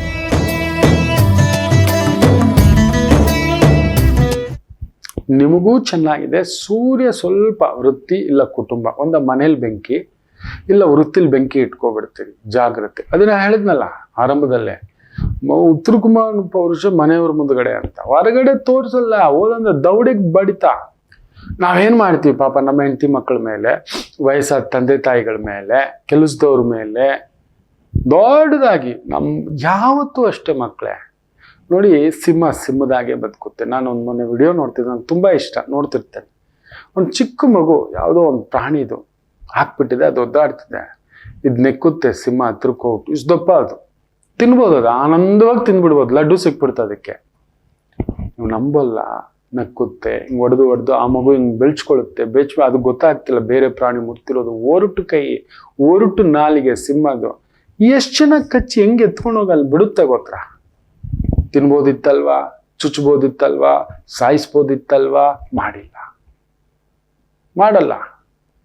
ಬಲಶಾಲಿ ಇಲ್ಲಿ ಇಲ್ಲ ಅಲ್ಲಿ, ಹೀಗೆ ಆಡೋದು.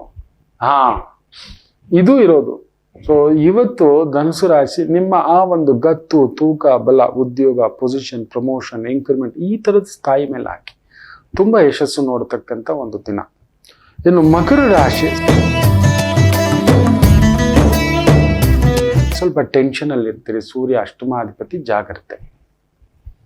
ಏನೋ ಟೆನ್ಷನ್, ಆಗ್ಬೇಕಾದ ಕೆಲಸ ಬೇಗ ಆಗ್ತಿಲ್ಲ, ನೋಡ್ತಿಲ್ಲ. ಅದ್ರಲ್ಲಿ ಸುಖ ಸ್ಥಾನದಲ್ಲಿ ಕುಳಿತಿದ್ದಾನೆ ಚಂದ್ರ ಸೂರ್ಯನ ಸಾರದಲ್ಲಿ. ಆಗುತ್ತೆ. ಗಜಕೇಶ ಯೋಗ ಇತ್ತು ಅಂದ್ರೆ ಇವತ್ತೊಂದು ಶುಭ ಕಾರ್ಯ ಆಗುತ್ತೆ, ನಡೆಸುತ್ತೆ. ವೃತ್ತಿಪರವಾಗಿ, ವ್ಯವಹಾರ ಪರವಾಗಿ, ಗೌರವದ ಪರವಾಗಿ ಮಾಡ್ತಿರ್ತಕ್ಕಂಥ ಕೆಲಸ ಕಾರ್ಯಗಳಲ್ಲಿ ವಿಶೇಷ ಅಭಿವೃದ್ಧಿ. ಕುಂಭರಾಶಿ, ಇವತ್ತು ಒಂದು ರೀತಿ ವಿಚಿತ್ರಗಳು ನಡೀತಕ್ಕಂಥದ್ದು. ಯಾಕಂದ್ರೆ ಸೂರ್ಯ ಮಲಗಿದ್ದಾನೆ 12ನೇ ಮನೆ, ಅದೊಂಚೂರು ಭಯವೇ, ಟೆನ್ಷನ್ನೇ.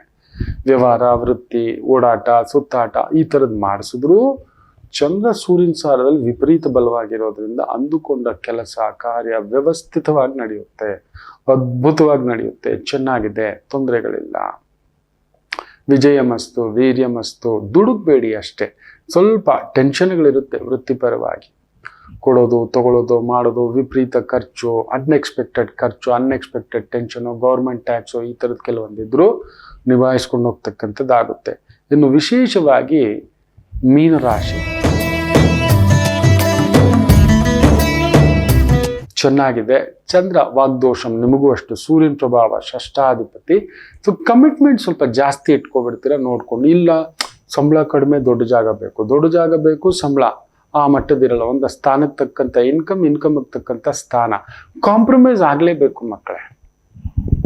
ಕೆಲವೊಂದು ಸ್ಥಾನಗಳಿಗೆ ಬೆಲೆ ಕಟ್ಟಲಿಕ್ಕೆ ಆಗೋದಿಲ್ಲ, ಕಟ್ಟೋಕೆ ಆಗೋದಿಲ್ಲ. ಅದೊಂದು ರೀತಿ ಗೌರವ ಸಂಭಾವನೆ ಅಂತ ಹೇಳ್ತಾರೆ ಅಷ್ಟೇ. ಜಸ್ಟ್ ವಾಕ್ ಅವೇ. ತೀರಾ ಅಲ್ಲೂ ಕೂಡ ದುಡ್ಡುಗೋಸ್ಕರ ಇದು ಮಾಡ್ಕೊಳ್ತಕ್ಕಂಥದ್ದು ಬೇಡ. ಇವತ್ತು ಅಡ್ಡದಾರಿ ಸಂಪಾದನೆ, ಅಡ್ಡದಾರಿ ಆಲೋಚನೆ, ದಿಢೀರ್ ಸಂಪಾದನೆ, ಯಾಕಂದ್ರೆ ಷಷ್ಠಾಧಿಪತಿ ಬೇರೆ ಬೇರೆ ರೀತಿಯ ಯೋಚನೆಗಳು ನೋಡ್ಕೊಂಡು ಹೆಜ್ಜೆ ಹಾಕಿ. ಸೂರ್ಯ 11 ಮನೆ ವಿಪರೀತ ಬಲವೇ, ಆದರೂ ಸೂರ್ಯ ಮನೆ ನೋಡಿತಾನೆ, ಕುಟುಂಬ ನೋಡಿತಾನೆ. ಅಲ್ಲೇನೋ ಬೆಂಕಿ ಆಡಿಸ್ಬಿಡ್ತಾನೆ. ನಮ್ಮವ್ರ ಹತ್ರ, ಮಕ್ಕಳ ಹತ್ರ, ಯಜಮಾನ್ರ ಹತ್ರ, ಹೆಂಡತಿ ಹತ್ರ, ಗಂಡನ ಹತ್ರ, ಬಾಸ್ ಹತ್ರ, ಕೊಲೀಗ್ ಹತ್ರ ಸಿಡು ಅಂದ್ಬಿಡ್ತೀರಿ. ಒಂದು ಸ್ವಲ್ಪ ಜೇನುತುಪ್ಪ ಹಾಕೊಂಡು ಮನೆಯಿಂದ ಹೊರಗಡೆ ಹೋಗಿ ಸಮಾಧಾನಂ ವಿಜಯಂ. ಎಲ್ಲರಿಗೂ ಒಳ್ಳೆಯದಾಗಲಿ. ಮಾತೃದೇವೋ ಭವ.